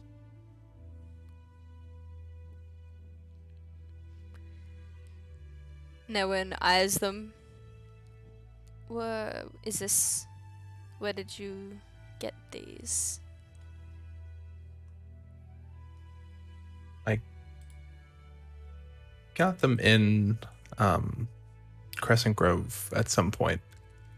For your ease of use, they were added to the loot sheet on March 1st. Ah, jeez. Do you remember specifically what session or like where you guys were? That might be easier. I don't, but maybe Session Recaps does. Shasha. Do you remember like what like encounter you picked them up in, or? I know we got them and I like pocketed them quickly. But Okay. that's all I remember. She'll say, leave it with me. March 1st was the journey up the mountain. Okay. She'll say, yeah, same thing. I'll get an answer to you by the end of the session. But she says, Okay. could you just leave them with me? I'll have a look at them. Okay. Sounds good. Thank you. And yeah, like I said, we're probably heading to Arcanos if you guys come with. You're more than welcome. If not, totally up to you. Do you plan on celebrating the solstice, or?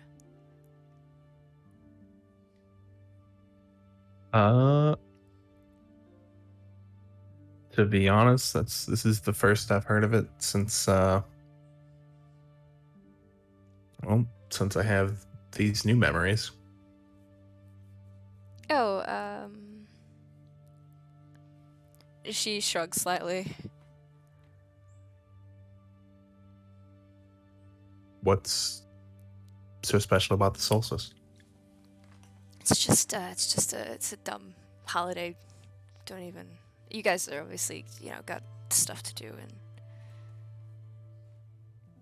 If I've learned anything in the months that I've been who I am these days,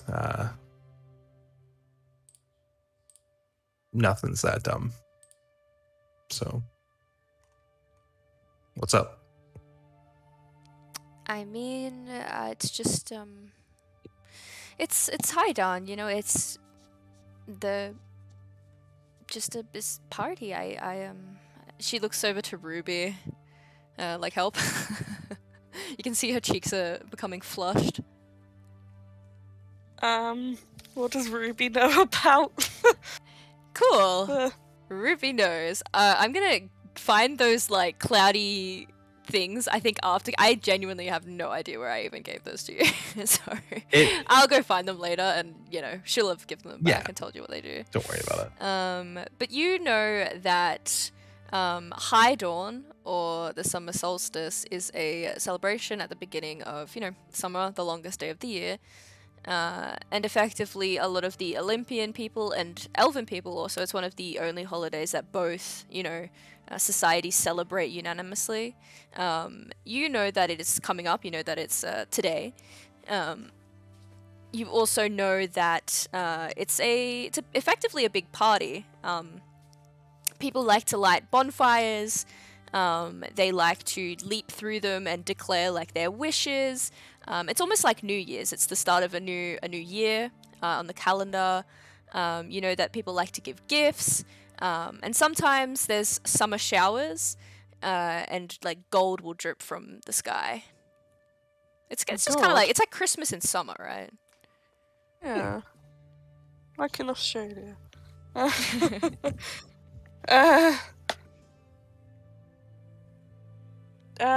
Ruby will just sort of explain that she's very sort of. There was a moment where she was just sort of tracking where Ren went, and then, like, as soon as she's given the opportunity to start talking about the solstice, she's just excited. And I guess, it's like, oh, now there's a ton of parties that happen, all throughout. It's one of the few holidays that both the Olympians and the Elven people celebrate together, so that in itself is quite monumentous, There's not a lot that brings us together quite like that, and it's just the best. It's the best holiday there is. Well, I'm sure we don't have to go right away if you guys wanted to do something for it here, or maybe there's something going on there if y'all are interested, but I mean, personally, I gotta check on a certain someone, make sure how they're recovering. fair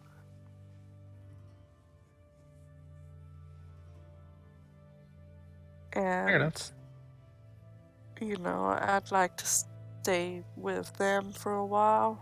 I've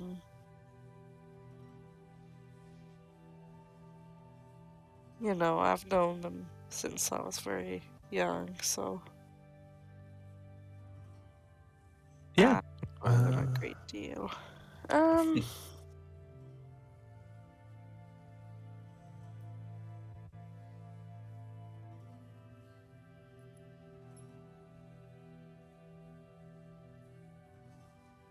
in fact, and I think at this point, I mean, I don't know where the dragon is, but Ruby's gonna go hang out with the dragon. Cool. Yeah, Ruby, you step from the room. You head off to the left up here, disappear down the corridor that leads out into that kind of ice area, or that foyer. Mm.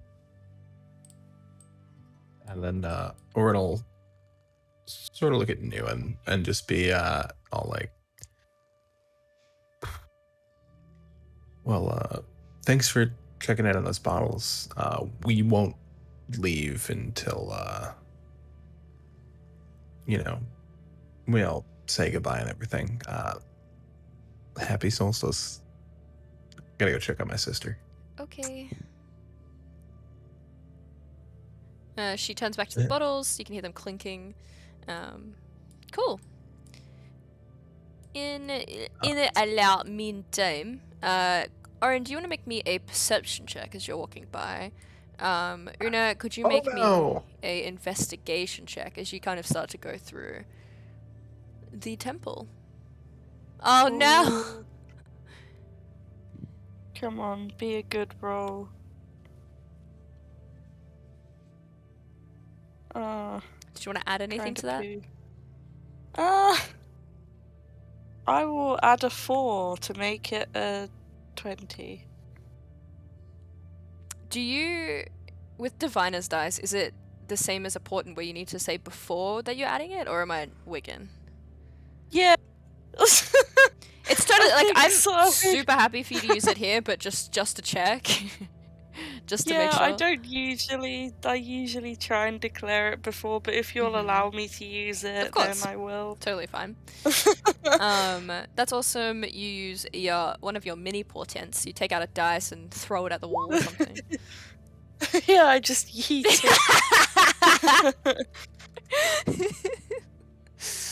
it. Cool.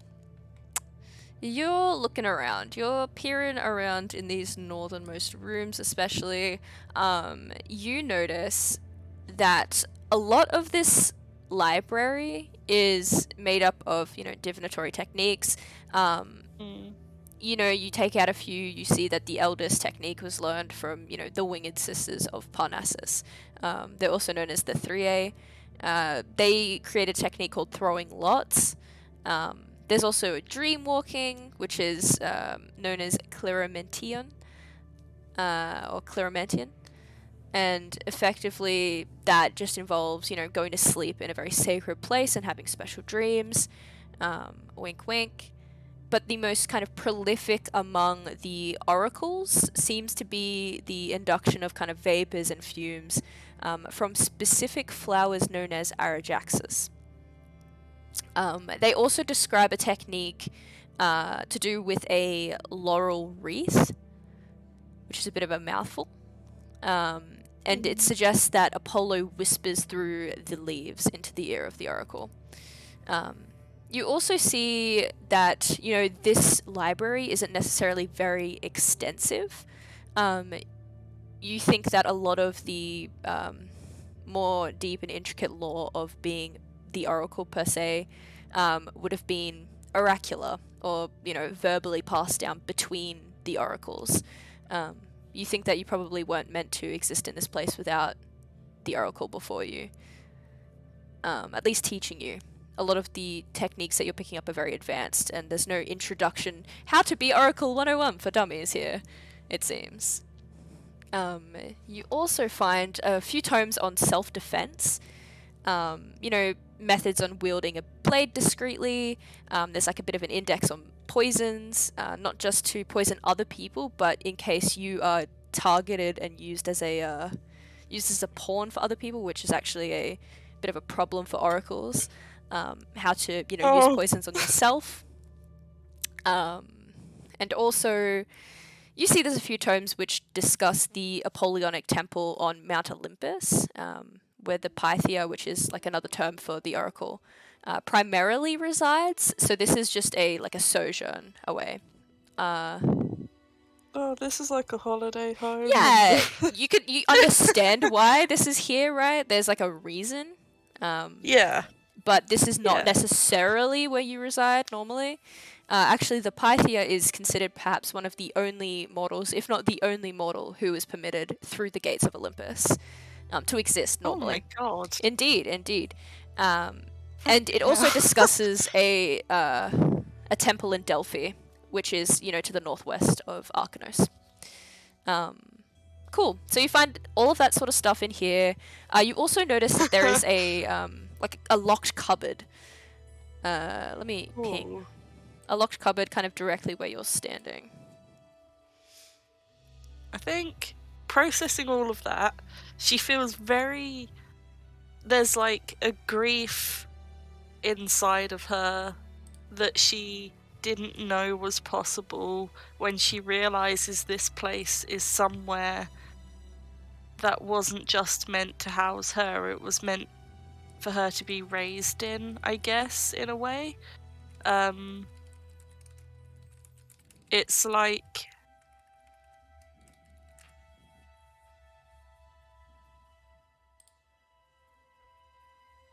guess losing a relative who you never met, but you heard so much about. So she is hit by that and she tries to sort of swallow that grief. Not dismiss it, but just try and not let it consume her for now. She sort of passes through each of the sort of books and takes in, oh, these are interesting, and then she feels even stranger when she realizes this isn't like her main abode. She makes a mental note of that. I may need to ask your spelling of things soon. Indeed.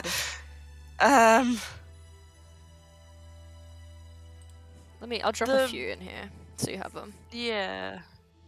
Is the oracle the same as the Pythia? Yes, they're synonymous terms.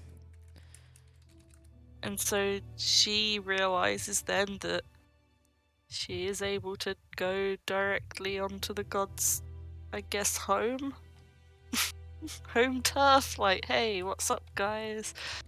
That's in itself is scary, and she makes a mental note to talk to Kremik about that because she doesn't feel divinely gifted at all, and he is.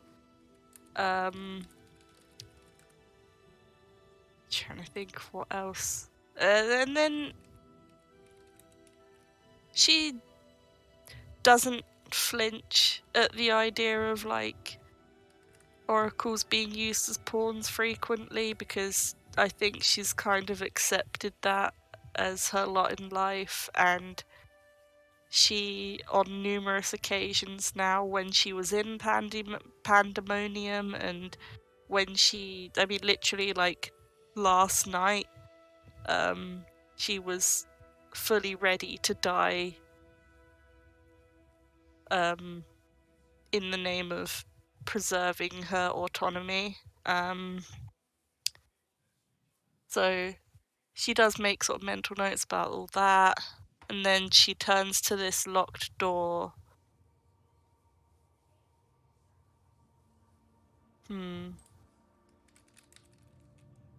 Doesn't have any lock picks. She has like a dagger. I mean, she'll try and like mess with the lock. Or I actually, I think first of all she will like try and gauge whether it's a magical lock, whether it's gonna fucking detonate on her if she does. Okay. Yeah, it's not a magical lock per se, but you think it's going to be quite hard. And I will say, if you have your dagger out and you're going to like try and rattle around with it, just because like you don't have any like history of using any kind of lock picking or anything, that I don't know if you picked up knock, I don't know if you have any spells or something special, but conventionally it might like raise the DC a little bit if you fiddle around with a dagger, if that makes sense. Yeah. You're welcome to try, of course, if you do really well.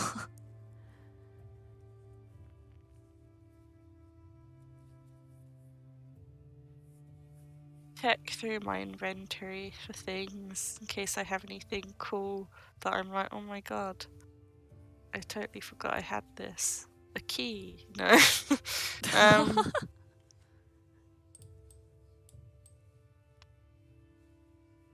In the meantime, as you kind of go through your inventory, Oren, you make your way outside. You see in the very, very, very far distance, a pelican descending. You see Ren is kind of sat down on the edge and is peering out. Orn will kind of go and just sit next to her. And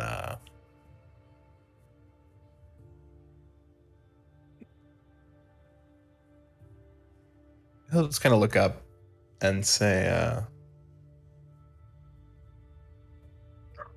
I really don't want to go.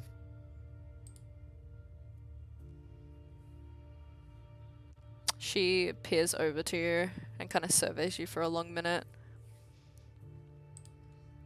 And says, then don't. If I don't, I'm dead, so I don't think that's much better. And he kind of chuckles a little bit, says, we made that decision. I have to at this point. She shrugs slightly. The equivalent of, that's rough, buddy.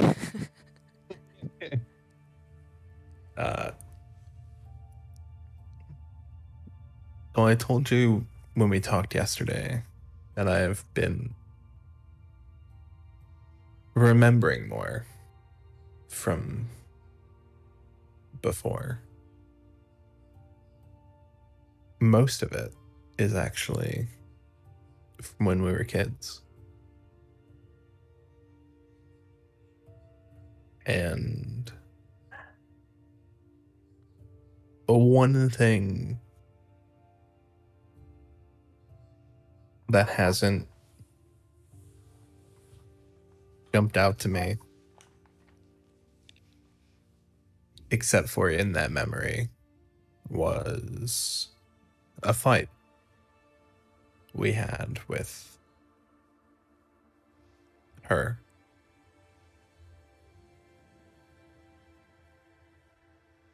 We're not hers, really, are we? Ren, again, does a gesture of pinning her lips together. And frowns again slightly, and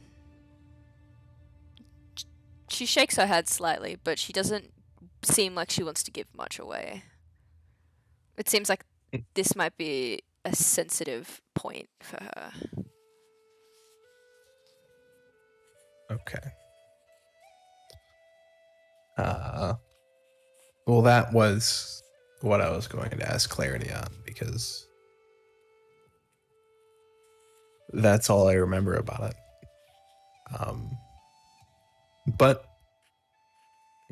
if you don't want to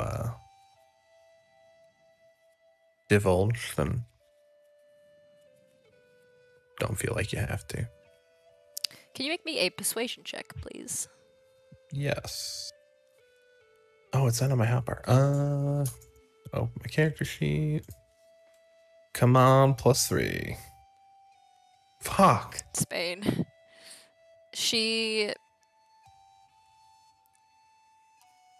It doesn't seem like she doesn't, like... It seems more like this is hard for her to process and deal with. Perhaps, maybe... can you give me a free insight as well, while you're at it? That would have been great. You can tell through a twin sense and through just like an innate understanding of people that this point is probably the core of where things started to go wrong between her and Mum. It's probably the reason that she has shaped her life in the way she has. It's probably the reason that you guys ended up the way that you did, where you did in the end. um, in a long-winded way, and she seems conflicted on it. And it's not that. Thank you, Nicholas. It's not that she doesn't want to tell you because she wants to hold something back. It's just that she hasn't Thanks, come. Nick. My friend said thank you. It's not that she wants to hold something back from you. It's more that it's hard for her to even survey. It's something that she doesn't even want to look at in the face. And she, with a 5 persuasion, she just shakes her head and says, "Ask her yourself." Well, hopefully I won't have to deal with her, but we'll see what happens when I get there. What'll you do? Where you headed? She shrugs. She turns and looks back in the distance where that room is, where she expects like Newin or Ruby would be, and perhaps as like DeBly had walked away, she kind of would have glanced his way and said, "Forward."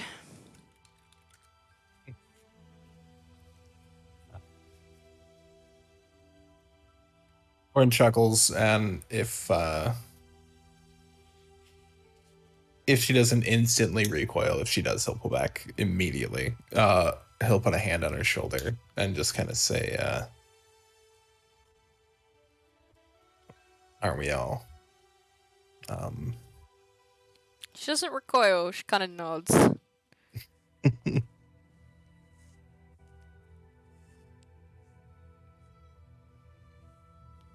Don't be a stranger.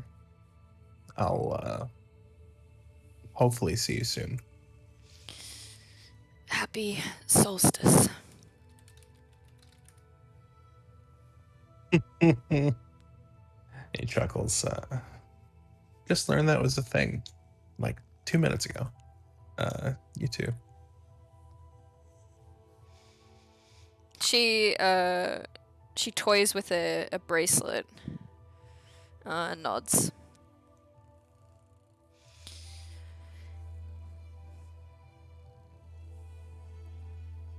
Coolios. Does the bracelet look like important? It looks like just a silver bangle. Okay. It doesn't seem magical. Anyway, cool. Everybody else.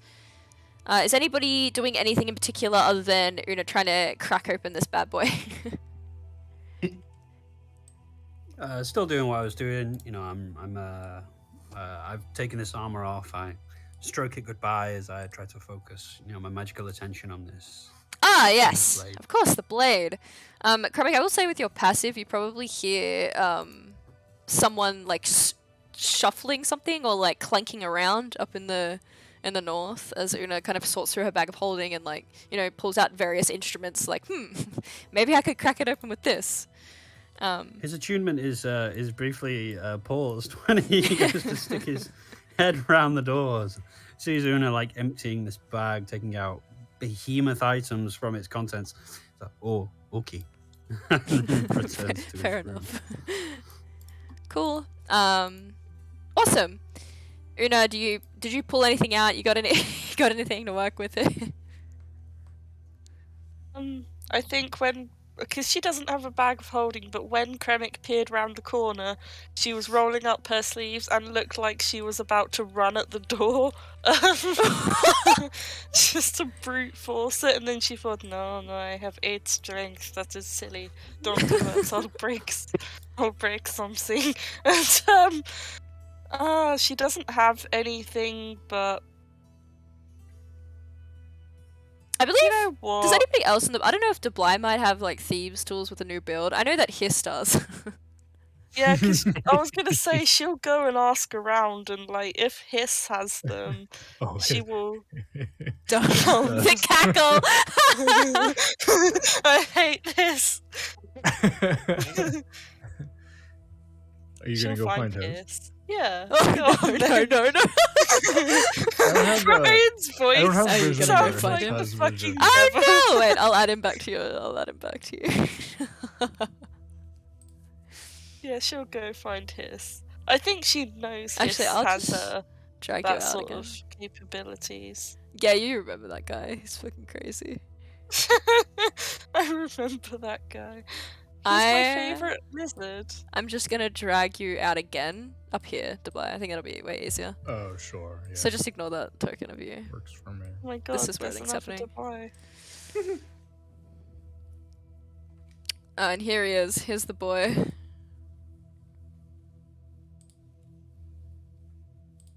I can't see him. Where is he? Oh. I can't see him.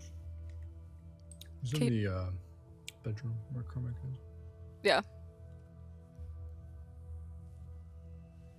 Oh, okay. Yeah, she'll go find Hiss, and if he's still awake, just very gently prod him. Yes, wake up. and...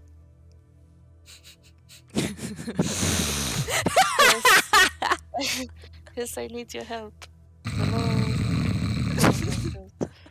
Oh my god. I will use I will use prestidigitation to make the smell of bacon near him to wake him up. he floats towards it like a cartoon. Yes, wake up. I need you. I don't I don't have any bacon, but I do have what you? It's faking. I'm sorry. It is magic. How could you do this to me? Oh my god. I'm sorry. This is the worst thing that I've ever done in my entire life. Yeah. I'm sorry, Hiss. I need your help. I look. Why would you commit such abject evil for? Why wouldn't you just wake me up like a normal person? When have I ever done anything like a normal person? Yeah. Okay. Okay. The thing is, I need your help. Okay. No one else in this place can help me like you can. You are. Yeah. That's to be expected. You are very deft. You are very intelligent. There is so much that you can do that just, beats everything. So there is a door that is locked. And I need to, Not to me. exactly, I need to get into it. And I know that you are the key. That's what they call me. The key? The key. That is certainly one thing to call you. Who's they? What do you mean by that? I mean the other thing is the best, obviously. Yeah. But what else? I mean your name is Hiss, so that's another thing to call you. Yeah. I call you the artist because we got your picture. Oh yes. Oh, you got that. Mm-hmm. That's good. I worked for a week on that. I still have it somewhere. In all my things. It will keep you safe. It's enchanted with old magic. Oh. Thank you. I've noticed that. I actually died, Hess. It brought me back to life, kind of. Well, be careful, because you might come back a little scalier. I'd like Oh that. my god. Kermit's gonna be a draconic sorcerer. Hey, Hess, is that dragon your dad? Well, Are you his dad? no. Remember how you called your hyper guy dad? He's kind of my dad in that way. Oh, very nice. Mm-hmm. Do you have any children? No, I can't lay eggs, So I don't really know. Oh, Yeah. will you ever be as big as that dragon and be able to lay eggs? Well, we're not. You know, I'm not a dragon, right? No, you're a cat. Uh, yeah. Okay. Sorry. Sorry. That is It's- very nice Kremeki's Sorry. Isn't that? You are. Anyway, What are you?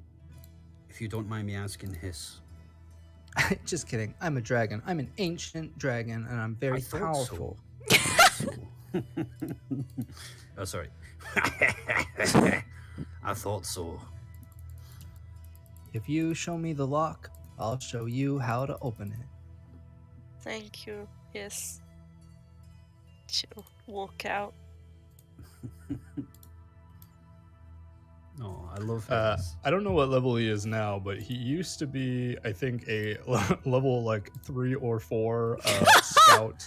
Let's go. rogue with expertise in thieves' tools. Do you remember what God. what was the expertise number? Do you remember? Actually, I might have the sheet. Well, it would have been I picked as up an much dexterity as NPC one. possible, about 16 or 18, and then plus his proficiency 2 or 3, and I think it would have then been again 7. 2 or 3. Chaos.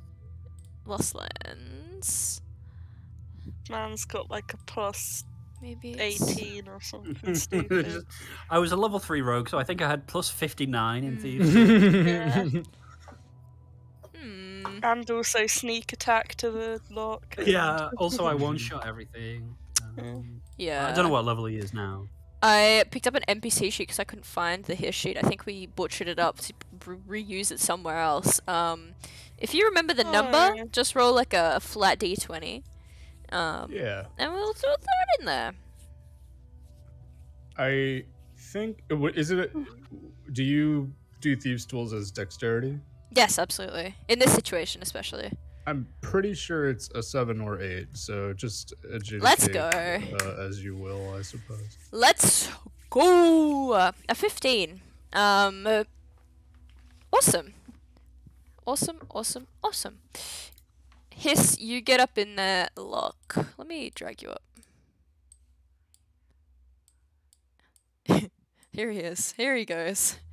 That's my son. Here he goes. Off he goes.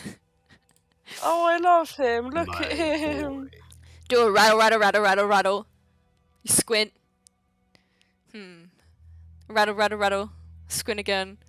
Ah, yeah, it's one of these. And then you bap, pop that bitch open. Oh my god. Yeah, well, you know, it's like I told you. I mean, I never had any doubts. Yes. You just kind of sounded surprised. That wasn't me. That was a voice disconnected but somehow connected to me that you somehow heard. Oh, I see. It was the Yeah. spirit of the oracle. That's a crazy thing. I don't have that problem myself. I only say what I mean. Okay. Shut I stab his. No, Oh that's my not really-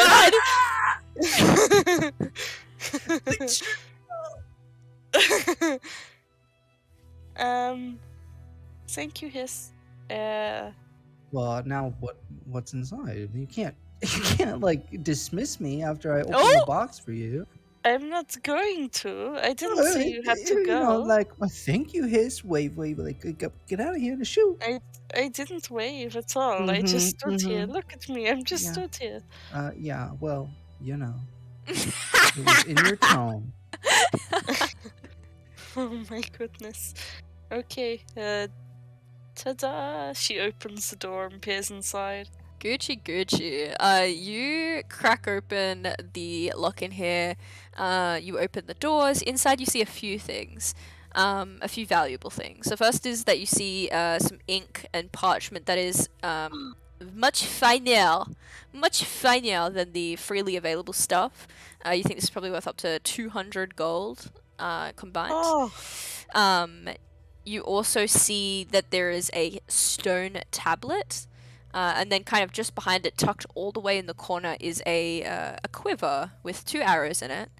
And wrapped around, as if like to tie it in a bow, is a bowstring, which is kind of gleaming with this like moonlight.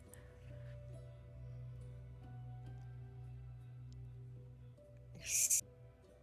And a moonlit bowstring. Oh, that is interesting. What do you think is? I don't know. Oh, you wanted to see what is inside. Well, I just wanted to feel know. included. Oh, bud. Of course.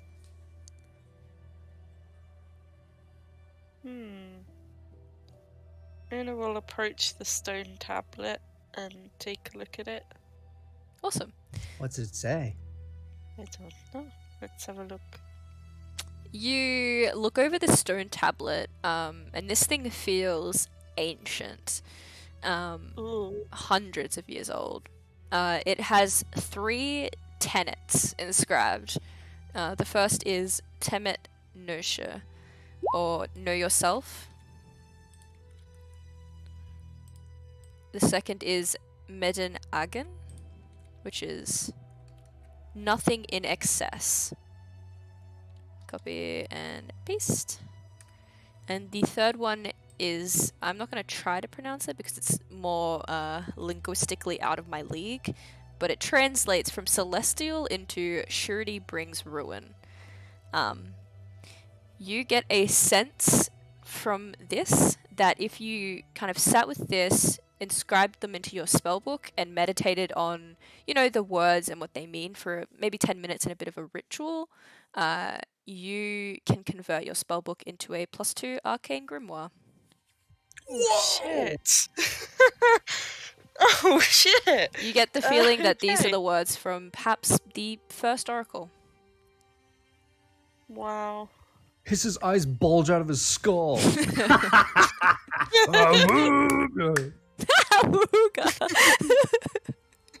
I get half of whatever you found in there, right? I close the door. we can split it.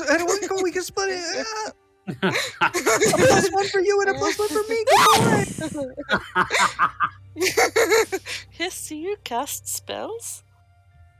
I do it all. I love Oh. him.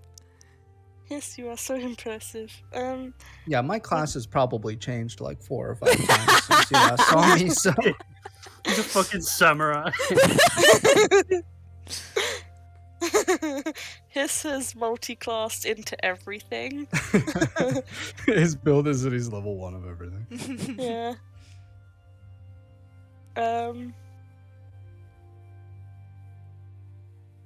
I think we should show the others this stuff, don't you? Or like mean- just throwing it out there, that would just be more people to split it with, and That's true. yeah. We could just keep this between ourselves. We could run. We could go.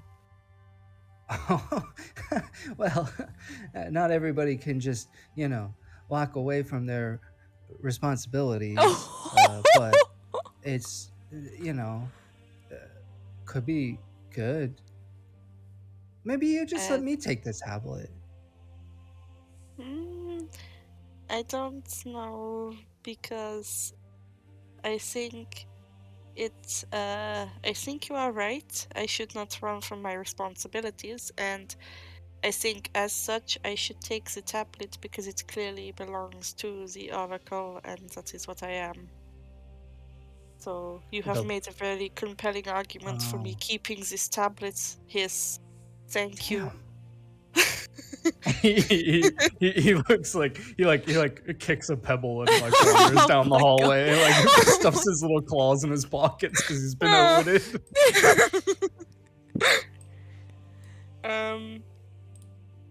She will gather everything up, and actually she will go to Hiss and she will hold out I mean, if he wants it, he'll probably fucking say no, but she will offer him a weird. It's called a weird coin in my inventory for some reason. Ah. Yeah, this is weird. Yeah, basically, when flipping this coin, you can decide whether it will land on heads or tails.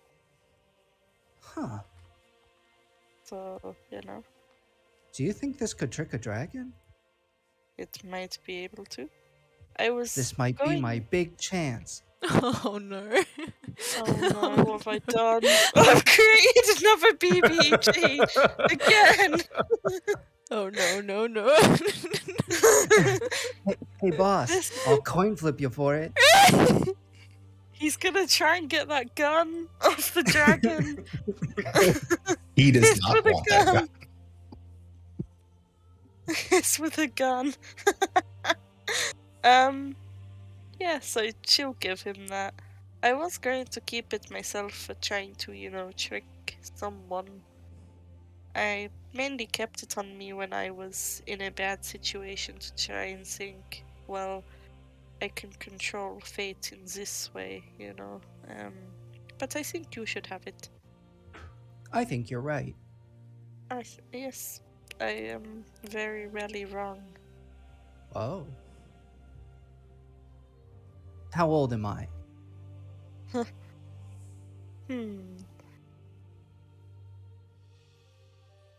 I think you are 11. Yeah, I'm getting up there, huh? Is that very old for kobold or dragon? Mm-hmm. Yeah, it's like ancient status. Oh. I mean, I did know you were ancient, so Mm-hmm. Fortunately, it makes me very powerful, but I don't know.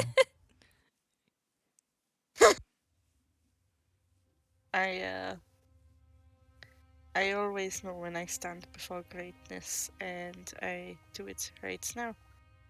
Thank you. Mhm. Yes, I'm going to go find the others. You keep Okay. that coin safe, and it will keep you safe too. I feel it in my bones. Okay. Well, I don't really need the help, but I'll keep your coin Okay. safe for you. Una, walks as away. you start to walk out into this main, like atrium kind of area, you peer up. You can see the alignment of the stars, as we have alluded to. You also notice that there is a room offshoot from said atrium. You can see scrolls. This kind of feels like more of a sacred place, perhaps like an altar room. No one's been in there yet. What, But is it this one? no, it is. Oh, That's no. the bath area. Here, I'll drag you. Yeah, yeet. Up this way. Oh, I assume you like start heading that way. yeah. And in that case, we're gonna flick over to Orin approaching Debly. Take it away, boys. Gonna talk in a 1920s gangster accent the whole time. Hey, buddy. Yeah, see, he's gonna walk up and just kind of, if Dublide's sitting, sit next to him. If he's standing, just kind of stand by him. And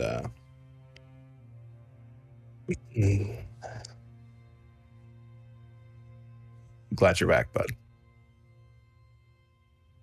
It's good to be back. Thanks. Yeah.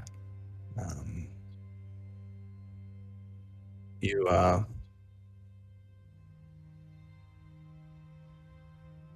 sticking with us for the long haul, or are you staying with my sister and them? I think your sister's got it covered. Not much I could do any better than she's already doing for them, so Not much any of us could. yeah. She's scary, right? She's horrifying. Yeah.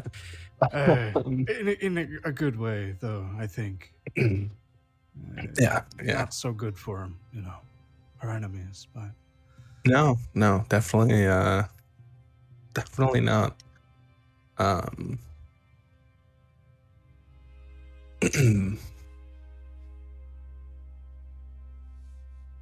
Do you remember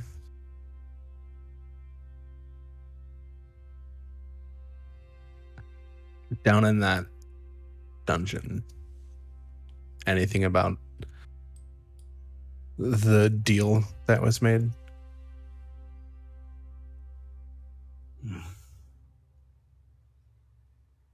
It's all pretty foggy. Orn will sort of hold out his hand to show him the compass that's pointing towards Arcanus.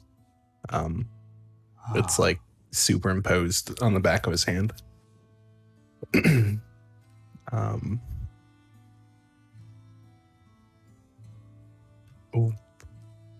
After that last room, we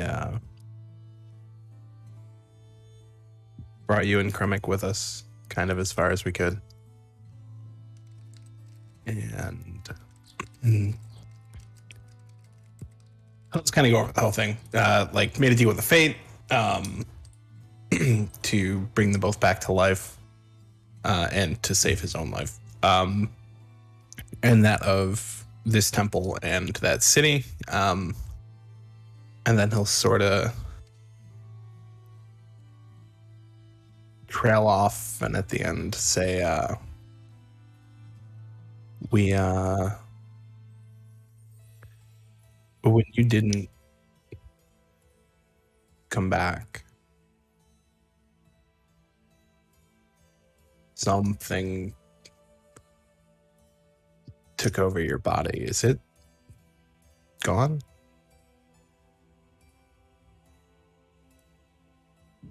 Yeah.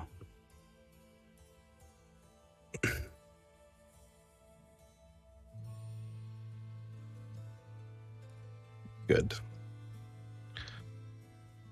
A few things scare me. That and my sister are two of them. Me too.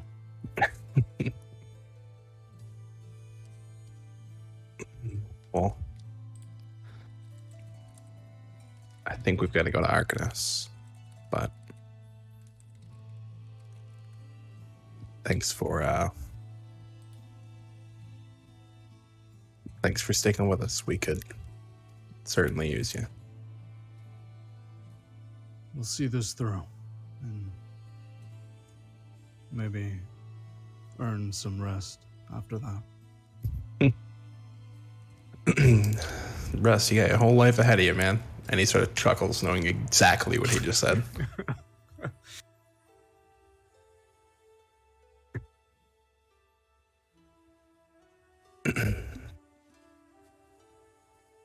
But yeah, why don't we go find the other two? Yeah. All right. And Orn will sort of start making his way to look for the other two. Coolio. And Supply will get up and go with him. You guys head on off. You guys head on out of here. Awesome. You guys can see Una about to enter into the northernmost room if you wanted to follow. Kremik is in the bedroom. Which way did you guys want to go? Orn will go towards Una and like wave Kremik on if he's available, but if he's not, that's... I won't be long. Feel free to have considered yourself attuned, but the actual sheet is giving me grief and refuses to open, so I would need to take a break if I were to open it back up, because I think I have to refresh roll 20. Don't worry about it. There's no rush. Awesome. From my end anyway, so it's all good. Awesome. Kremik, did you want to enter into this northern room as well? Yeah, I'll follow. I'll leave the blade here to rest. It's I'm gonna follow. slip. Coolios. Wait, northern. So let me. I'll drag you out. Wait. Oh, okay. East, I north. got you. Ah. Okay. There you go. Uh, Oh my god! You just rip through Stop time space. moving. Dimension door. Wizards are among us. Cool. If you Did you guys. say among us?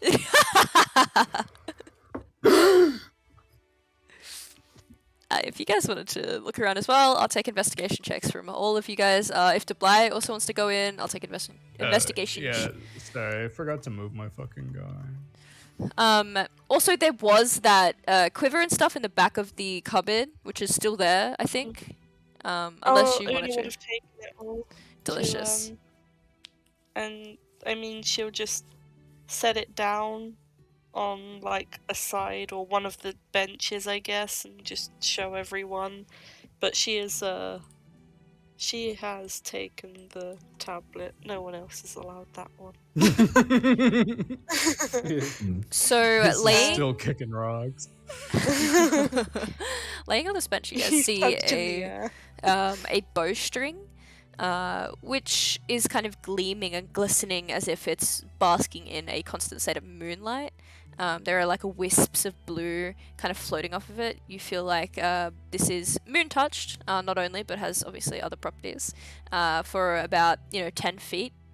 You also see a quiver, and inside said quiver are 2 arrows. The first also gleams with the same kind of moon-like energy, and then there is another one which is a sun-like energy.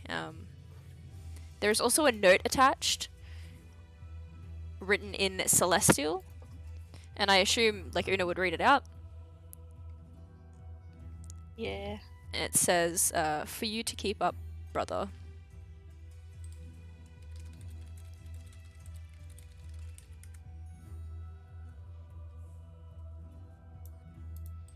Oh my Do I- god. These will require attunement.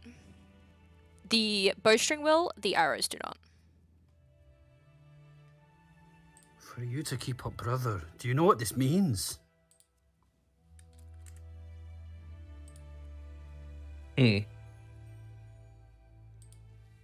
I'll also take investigation checks for the actual room from you guys if you wanted. I rolled a 21. I would like to specifically sniff this blood. It smells fresh. Yeah. Is it fresh? Yeah. Like a day old. Okay. Luna got an 18. I used one of my portents. Are you just sniffing blood, Gramic? The others are all like surfing around this room like Sherlock Holmes.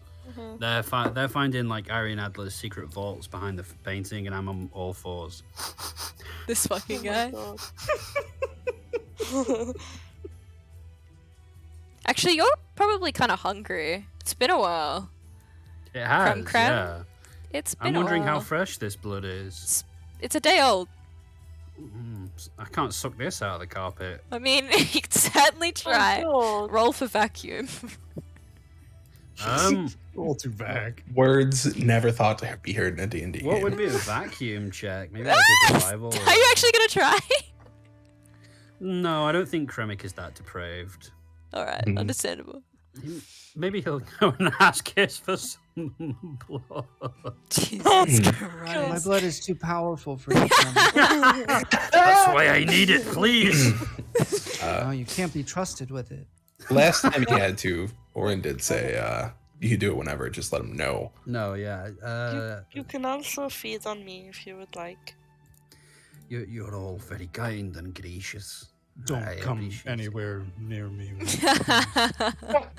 I understand, Dublay. I am sorry this pain. I have to ask something so horrific of you all. It's nothing for a A little snack. friend. That's all. Snick, snick. It feels good, but I take no pleasure in it, I assure you. Oh, I actually. You don't have to lie.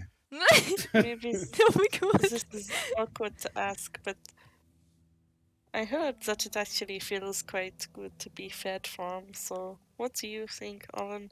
Was it nice last time? I was way too worried about not killing the bellboy to really understand what was going on. Okay. Well, now. Perhaps shortly, Una, you can give it a try. Okay. Until then, I did try. No, never mind.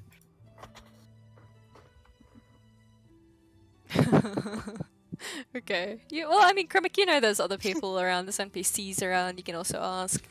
yeah, I know. I mean, Kermit will go to Hiss, get told no, his blood's too powerful. I want to buy your potions, potion seller. My blood is too powerful for you, traveler. Precisely, he would go to Hiss because he feels like Hiss is someone that he doesn't need to have any inhibitions around him. He can be stupid and depraved as he wants around Hiss, but the others terrify him. I think he's got far too much he feels they're far too decent. I really wish you behaved with a little bit more self-respect around me. You tell him, Hiss. To keep Hiss around. Anyways, I assume Kremik, you walk off to go fucking beg Hiss for his ancient dragon god blood. Who knows? And you guys are left in this room. Are you guys looking in certain areas? You can see there's bookshelves along the wall. There's an altar up ahead. There's scrolls laid out. Yeah. Are you guys looking anywhere in particular with your rolls? Not per se. Orin doesn't exactly know what he's looking at, right? So anything that would sort of jump out, I guess whatever would jump out first with that roll. Coolier? I think I'm interested in discerning what I can about the bow and the note left. Cool. Una? Una wants to look at everything, but I think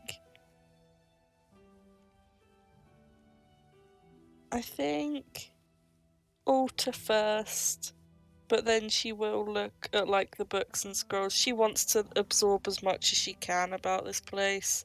Dope. Easy peasy. Okay. We'll start with 13. Debla, you're kind of peering around. You get the impression that despite being in the elven, northern area of the plain, there probably isn't a lot here on the elven people, considering this is an Olympian exclusive area. Or at least the Olympians have claimed it as such. Looking for anything to do with the bow, you don't really find anything, but as you're kind of scanning along this bookcase, you do see a bit of a what do you call them, an atlas almost, which talks a little bit about star patterns, and you remember Una maybe bringing it up a few times, the fact that these stars are something that she's seen before. Also, if you've ever seen her cast magic missile, you would see there's a familiar pattern which is depicted within. Perhaps with the first intention of looking for any stars to do with the elven, pantheon, or any elven reference, you eventually come across depictions of the same star constellation that Una paves out every time she casts, as I said, magic missile, and it has a bit of a description there if you wanted to read that. Yeah, absolutely. Oh yeah, cool. You start reading through it. You see that the constellation is known as the Corvus constellation. Corvus translates into celestial as something. Do you speak celestial? I do. Cool. Then you know it translates directly into crow or raven. You read on and you can understand that the Corvus constellation is heavily affiliated with Apollo and the Pythia, which is the oracle. Most relevantly, there's a kind of a bit of a blurb about the story. It has to do with a lover and betrayal and heartbreak and crying. You kind of glaze over that with a 13, and eventually you kind of get to the bit where it talks about reaching the highest position in the sky, where it is now. And you read this as a herald of the start of the summer solstice. And Apollo, being a god of the sun, it's considered very important for the Pythia and the other, Apollyon priestesses to celebrate and conduct several rituals It's the start of the new year. It's also a herald of the Olympic Games in Arkanos, which will occur next month. You also see mention of celebrations of High Dawn, which are, and some of the depictions are very rowdy. There's traditions, lighting bonfires, leaping through them, making like New Year's wishes. It's said that these would come true if done in the correct way, preparing and giving presents for the new year, and mostly just enjoying feasts and revelry. And this is a tradition that the elven people conduct as well. They typically call it High Dawn, whereas the people down in, Olympia call it the summer solstice. That's, you find a bit of info. Yeah, I'll tell them a little bit about that and how I think that there's probably some sort of duty for Una to fulfill now, if she's so inclined, and ask maybe, what do you all know about the Olympics and Arkanos? See,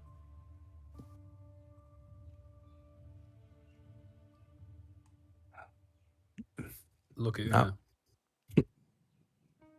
Not much since I woke up, but I'd be willing to bet it's somewhere in there.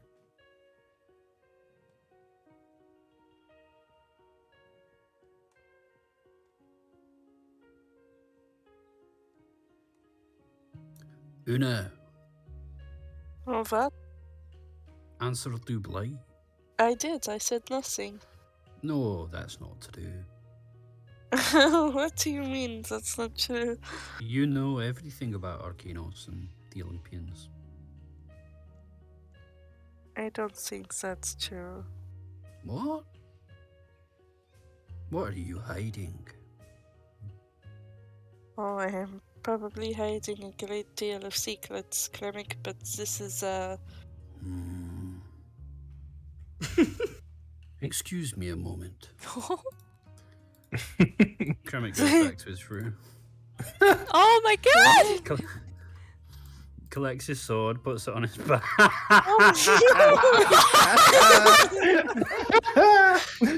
and then returns like nonchalantly. Sorry, I had to go get some. You had to go get the sword that is made to kill mages? Nice, No, okay. I merely forgot. Ooh! Oh my Do you god. trust me? No, what? I just forgot the blade is all. It's best you don't leave things like that lying around where his can get to them. Precisely. Indeed, I don't want... This, combined with his innate magical power, would be devastating. Okay. To answer this question, Dublai, I think we know nothing. Yeah, we All right. I think myself and maybe Una are from at least that side of the world. I am from Arkanos, but It's from Arkanos. I am from a fishing village. That Good to know. is very poor. Dublai, where are you from? Hmm? The trees. The This guy. You weird hippie. Where's your toga? But did we never tell you anything about it back when we were all in pandemonium? You may 'Cause- have. It's hard sometimes. Yeah, I know most of my memory starts in that Coliseum many months ago. But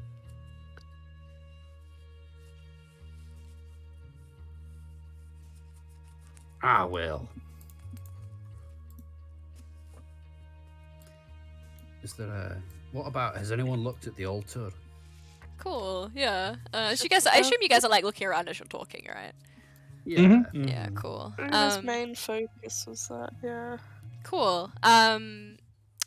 Also, I will say to Bly, that bowstring is there, and it's looking mighty fine. Yeah, I did want to like take a look at that. It's juicy. Like I said, the string requires attunement, but the arrows do not. And the quiver just seems like a regular quiver. Hmm. I would be down to take the time to attune to it if nobody else is like slobbering over it. Cannot use it anyway. The note makes me curious. Nice. I will add that. It is, unlike a Kremik's sword, able to pop up for me, so I'll add that to your sheet. The Yeah, no problem. other one is giving me attitude, bro. So there that is for It's you. because Ignore that 'cause piece it's of wood. evil. The actual bow, there's no bow attached to it. That sword is actually evil. Yeah, in real life. Cool. Yeah. You guys see Debly sits down and starts to, I don't know, vibe with the with his new bowstring. Cool. Yeah. If you have any questions, just drop me a line. I'll go with the 18 next. Una, you approach this altar. You can see that there is a kind of blank space where something might have normally sat, but currently does not. Fair enough. There are lit candles around. You can see peering around that there are stained glass depictions of women. Women that look, you know, as human and normal as every other woman, but seem to be very special in this way. With the 21, Oren, you kind of approach slightly behind Una, and you notice as she's peering around at these stained glass depictions, who are kind of looking down upon her, upon the future generations of the oracles. It's kind of a touching moment. You notice there's like a kind of glimmer of a golden kind of tome, which is slotted into a if you're standing at an altar, there's that little shelf. It's been slotted in there. Orn will point it out. Like, I think that's yours. Oh. Well, thank you. I'll take a look at it. Coolios. You see that the front is when people get that like the gold and they kind of flake it across things. Gold leaf. Yeah, gold leaf. That's exactly it. The front is gold leaf, gold leafed. And you see kind of embossed in it in golden text is Prophets of Apollo in Celestial. Ooh. Cracking it open, I assume. You see on the first page, like the introductory page, there is a sun, a depiction of perhaps Apollo. Turning the page again, you see a name. It says Femino. And then turning the page after that, you see another name. Meridian Dusk Whisperer. Oh. And then again, another page. Arwen Nella Soli. And then another Oroway from Atna. And then another Kaelana Dracos the Wise. And it continues on for hundreds of pages. There are hundreds of names. And the last name on this list is Elena Markopoulos. And I'll drop that last one.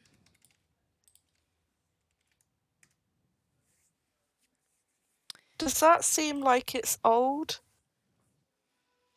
It seems like this book isn't old. The name itself. Like, does it seem... Is my name in there at all? Or is it like they've written it in themselves? It's like they've written it in themselves. You can see there's different handwriting. Your name isn't in there. The name itself, hard to say. It's kind of like when you meet someone that has a really like cool, edgy name, and you're like, how did you even get that? How do people even get cool last names these days? Hard to say. But there are a list of some really prolific, like, oracular statements that some of these guys delivered. So, it'll have Femino, and then it'll have some of the statements that she delivered as the oracle that were important. Obviously, a lot of people come to the oracle in order to glean whether they should or shouldn't do major things, and some of these have been captured in this book.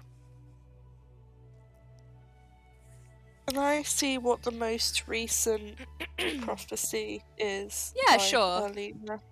Yeah, absolutely. You kind of flip through. I'll read it like a few of them. There's some like that seem like they're from over 100, 500 years ago, maybe even more. The strength of bulls or lions cannot stop the foe. No, he will not leave off, I say, until he tears the city or king limb from limb. Flip, flip, flip, flip. You have come to my rich temple, Lycurgus. No, a man dear to Zeus and all he who have Olympian homes. I am in doubt whether to pronounce you man or god, but I think rather you are god, Lycurgus. Flip, flip, flip, flip. Await not in the quiet the coming of horses, the marching feet, the armed host upon the land. Slip away, turn your back. You will meet in battle anyway. O holy Salamis, you will be the death of many a woman's son between the seed time and harvest of the grain. Kind of really old ones. You get to a few of the more recent entries. You see the last entries were dated to 200 years ago. You see the first one is... Let me read it in an edgy accent. The tides... The tides of Andros come on. will not turn... Okay, alright, I got this. The tides of Andros will not turn in favor of man nor woman. The spears of shadow pierce deep, their poison deeper. They whose eyes seek the sun and skill etches their calluses bide by Poseidon's grace. Oh man. Amen! Woo! That one was from Elena. You also see awesome. beneath that, there is a bit of a long passage, and I'm gonna ask Blitz to be the one reciting this because Oh it's, god. it's all him, baby. Oh no. Oh yes, Oh my god! yep. It says, now stay the forging of a soul anew, for one remains where we had thought one lost. We thought its glory gone without the light, that with its brightest flame kissed him farewell. We thought his shield would fall, his sword unflame, his will would soften till its wettest sea. His body would wither to skeleton, his heart would dim till empty black of cave, and fate would call for a new champion to take his place in post and tail and weave. But he remains with iron in his lungs, in place of breath, O breath, the breath of life. For he remains with iron in his bones, as hard as rock at the core of the world. For he remains with iron in his heart, that beats no more but shields of steel in forge. For he remains with will, an iron will, even without his God who goes before. Yes, he remains with faith anew and soul, now blazing as though he who goes before. The oil lamp will fill up to the brim, the tinder will spark inferno aflame, and he who goes before will light the way and burn a million suns high once again. But this one stands in his place until then, illuminates and frenzies and defends, without the light of he who goes before, a zealous champion who stayed after, whose soul is empty and cold as on death, yet beams as bright as he who goes before. I'm Suppose I gonna can cry. put that in. Sheesh. I'm clapping, but I'm like, I pick it up. literally had tears in my eyes. I don't know about y'all. That was very good. I'm not fucking leaving. I'm not fucking leaving. I can change my hit points now. Is that the... I'm no longer. No one I'm else no can- longer commoner class. Oh my I'm god! no longer commoner class. You see, Kermit gets an upgrade. He upgrades like Mario. Boom, boom, boom. Amazing! I get 114 extra hit points all of a Oh my sudden god. because I had 4 previously. Will you be able to send me the other prophecies as well, Sharon? Absolutely. There is a Okay. final one. Oh. I just need a moment to recover from not only how good that poetry was, but how good the reading Oh. was. Oh no. I feel like I am like half in a lullaby. I was halfway put to sleep by that and Stop it. softly Stop taken to it. sleep. It was Stop so it. good. It was quite good. I feel like anything I do is gonna butcher the amazing cadence that he No, has. no, you're right. Honestly, Yeah, it put me to sleep too. Just kidding. It's cool. Fucking I champions and shit. I fucking was in here doing test rolls, and Lucy was in here, and then I had to hide what I was doing, so I just uploaded a random image and changed my character sheet's name to like Velenar, and she was like, "No," and then I thought I'd post something that was extra bait, like, "Yo, I'm making a new character." Surprise. Oh, And I fucking hate you, man. and then I sent this thing to Chan. I was like, "I'll post that on game day." And then she was like, "Do you want to read it out?" I was like, "Yeah." I have So, a request. Can I PvP blitz in real life? Yes. Okay. You get 25 feet of movement each. Each. I feel like I'm faster than him. I wouldn't be so sure, ma'am. I have 45 movement speed. He's now. a monk. Oh my god.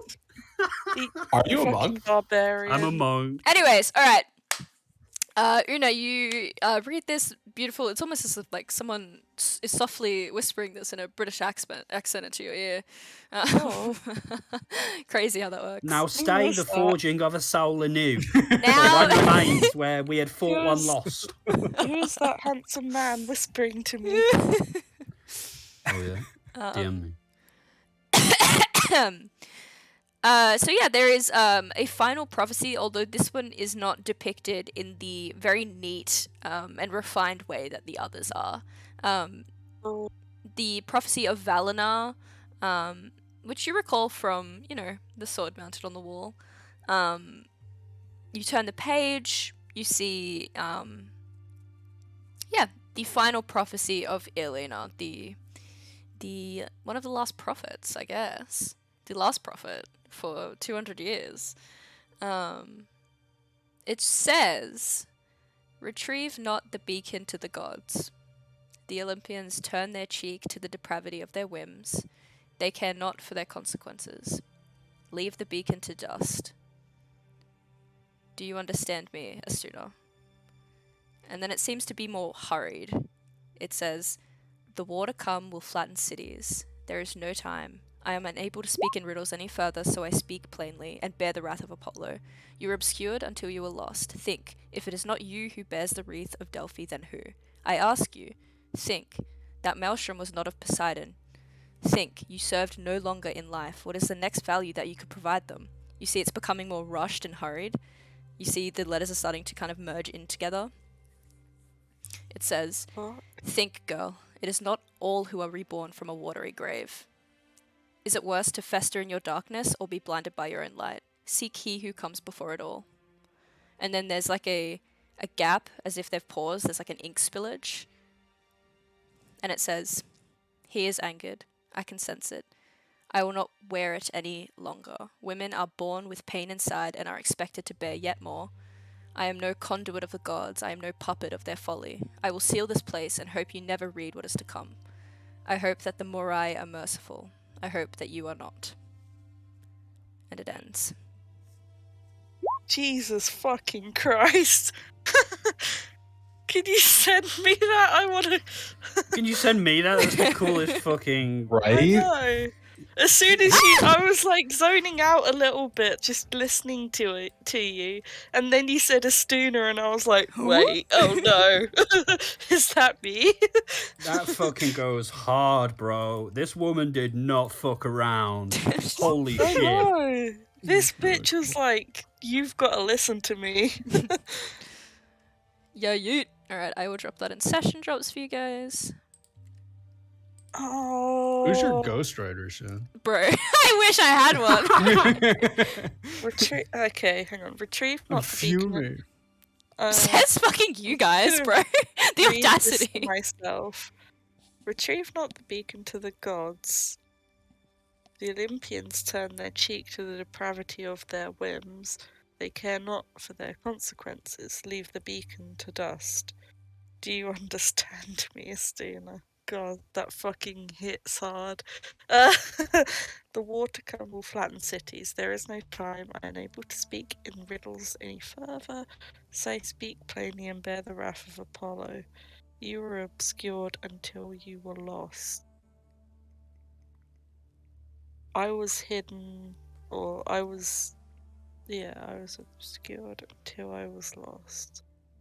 Think, if it is not you who bears the wreath of Delphi, then who?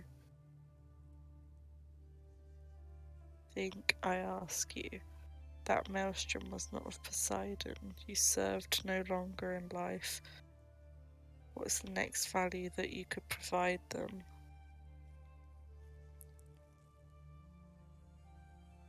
It is not all who are reborn from a watery grave.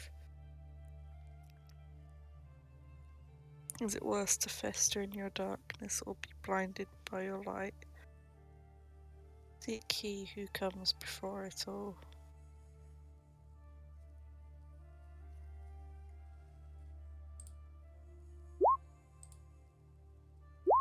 The Morai, do I recognise that term? Is that, I feel like I've heard that before. You have indeed. At the Unseelie? No, and it's not the Unseelie. Oh. I'll take a history check if you want. If anyone out of character Piss would remembers. remember. Oh, I know what it is. If you remember in character, then yeah, absolutely. I don't know in character. I know out of character. I think in character I would have forgot. I think I remember kind of. I have mentioned it a Well, few not in times. Just a Yeah. casual, that's why. I hope that the Morai. are Jesus merciful. Christ! The Morai is another term for the Fates, and Orange you would Yup. remember that. Mhm. Let's go! Jesus! The dynamic duo. Blitz. Sorry, guys. You're off the fucking squad, dude. The amount of just like Greek things going through my brain, like reconnecting past synapses that are gone. Like, holy shit. I am no puppet of their folly. I will seal this place and hope you never read what is to come. I hope that the Morai. I hope that the fates are merciful. I hope that you are not. Isn't D- that what we were told to go get? A beacon? Yes. Yep. I think she's saying.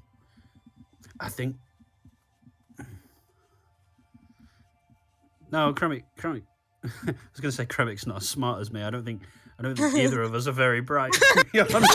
Don't you dare. I was gonna say out of character, then I was gonna say in character, and then it sounded stupid coming out of his mouth. I don't think she liked the Olympian gods. I don't think so either. I'm looking at this handwriting. The writing on when we first came into the temple where it says who holds the gods accountable, basically. Is this the same writing? It is the same writing. Holy shit. Oh god. She wants us to fight fucking Zeus, bro. And by I- she, I mean I Shan. literally Jesus wrote- Christ.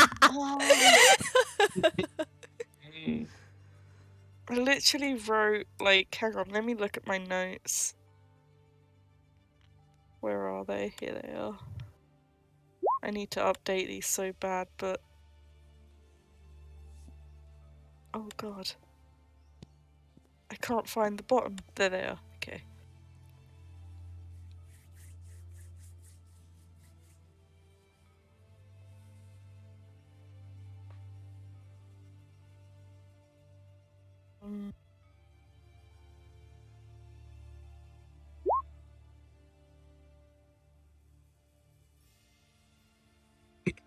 Una will just sort of look, because her notes, the notes I take are like a physical set she takes as well. So she's looking through like what she's written, and She points out the quote that she wrote down, who holds the gods accountable. Is it meant to be suppose. you? That's what I was about to say. Yeah.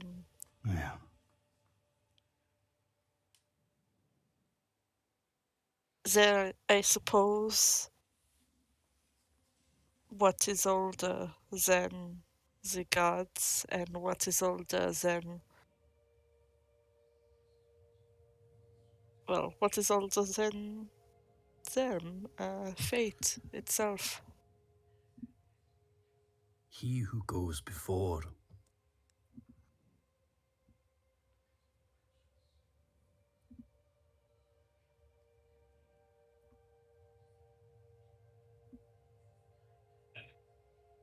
I hate to be that asshole. I'll whisper you a chance, sorry. Don't worry about it. Oh. I know that you're not that asshole. Sorry. You guys. I don't know that he's not, so. I said it for Brian's sake, yeah. Make me a history check. Oh man. I don't care if I roll a 19. I will be adding, like, all my dice and fucking... Would you like a portent? Oh, never mind, you've rolled. That's 19. Yes, I'd say so. I'd say it's evident. Okay. Do I know what happened to that group? With a 19. Yeah, I'd say so. It's a Okay. myth. It's a piece of folklore. I'm assuming from, like, you know, what Ben knows. I'm just literally, but I'm, you know, That's good. my assumption is, you know, that I thought when we walked into this place, who can hold the gods accountable? Well, perhaps those that they overthrew. He who goes before came before even the gods. Titans, The right? Titans. Shit. What is a The first titan? An old Fuck. deity, older even I than was the Olympian gods, including Hyperion, he who goes before. They were the first light bearers of this universe Fuck. before the gods rose up and held them down. This Now I think... Go on. this would explain why he gave himself to me. Yes. Hyperion. I think the Oracle wants justice for those that the Olympian gods have forsaken and abandoned and abused for their whims. And I think he who goes before seeks the same. I think now he dwells in his own galaxy, separate from this one, but he was banished. Banished aeons ago. The sun's light cannot be banished. It will seep through, as it has, to us.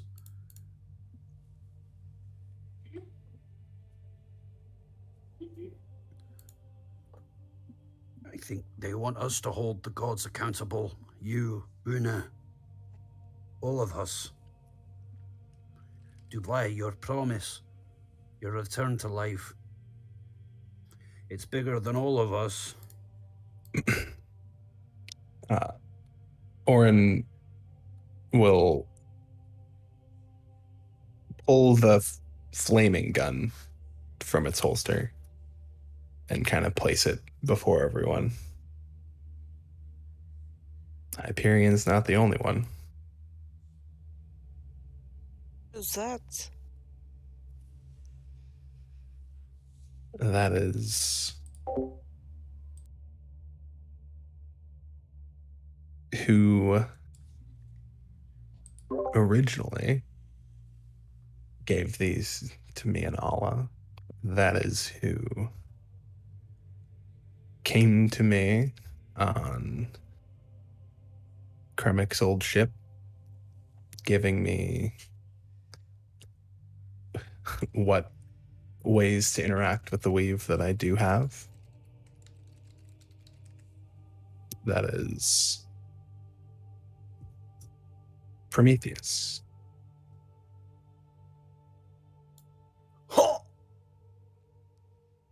Oh man. Maybe I should ask this over whisper as well, because Go ahead. I Uh, was literally. Go ahead. The thing is, I Uh, was literally reading something today that connects to this, and it I was like. will say, if you wanted to whisper me that's totally cool. Mm, Jablai, you start to remember something. You Oh. remember this protector, when it overtook your body, it felt like something older than a god. Oh.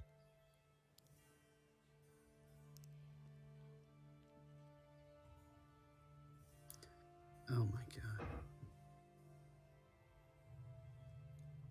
I don't understand.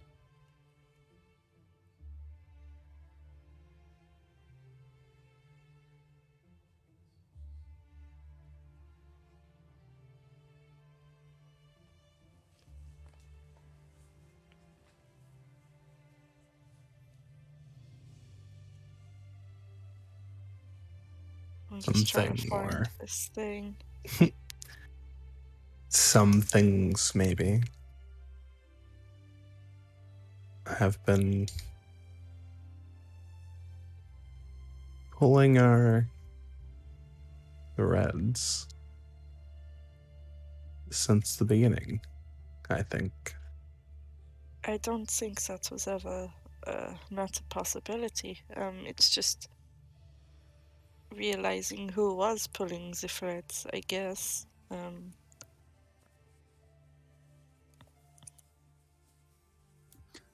Who, Una? The fates themselves?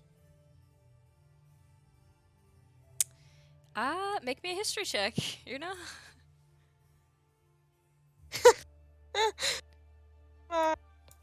Oh, I'm so sad I can't use. Okay, just get another nat 20. Just do it.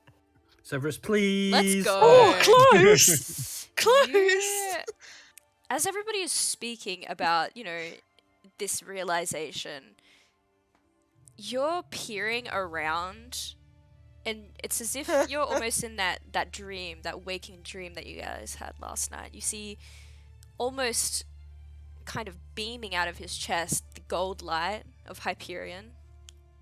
You see in Orin's hand the burning red light of Prometheus. Even peering around to Dublad, you see a kind of green light radiating from him. You don't know who that is. No. And you kind of turn around, and it's as if like a blue light is covering your eyes or kind of shimmering out of you. And you have a few memories which flicker over and compose themselves together perfectly. The synapses connect. The woman in the blue dress that has been with you, this mote of blue light which has been directing your attention, even to the point where the constellations that you've been paving out are attributed to. You don't see Asteria. You see someone older. And a name appears, as if it had always been there. Phoebe. Oh! And I think that's where we're gonna end the session. No, come on. I think that makes the most sense. No. No way! So we were Yeah. joking about a 14-hour session this morning. Yeah. Lisa Pedro, fuck off. Jan, turn around. I've got a gun to your head. The second The session ends. I'll go down with the ship. I will genuinely call in sick to work tomorrow and just be like, oh, couldn't come. Sorry. Just had a crushing realization in D&D. I know. How can I sleep? You know, how can I sleep? I have been sitting on this since the start, since 8 months Holy ago. shit. I have been threading this Jesus. through. Every time you guys have leveled up and heard that song, there's been a reason. I've been waiting so long for this day. Wait, which song? That song. Let Killer me Instinct. That, The that song. music. cut away No, from the Twitch. music. Bye Twitch. Thank you guys for joining us. Love you guys. See you guys Twitch. next session. See you, Twitch. I'll DM the winner of our comp. We don't have any comps.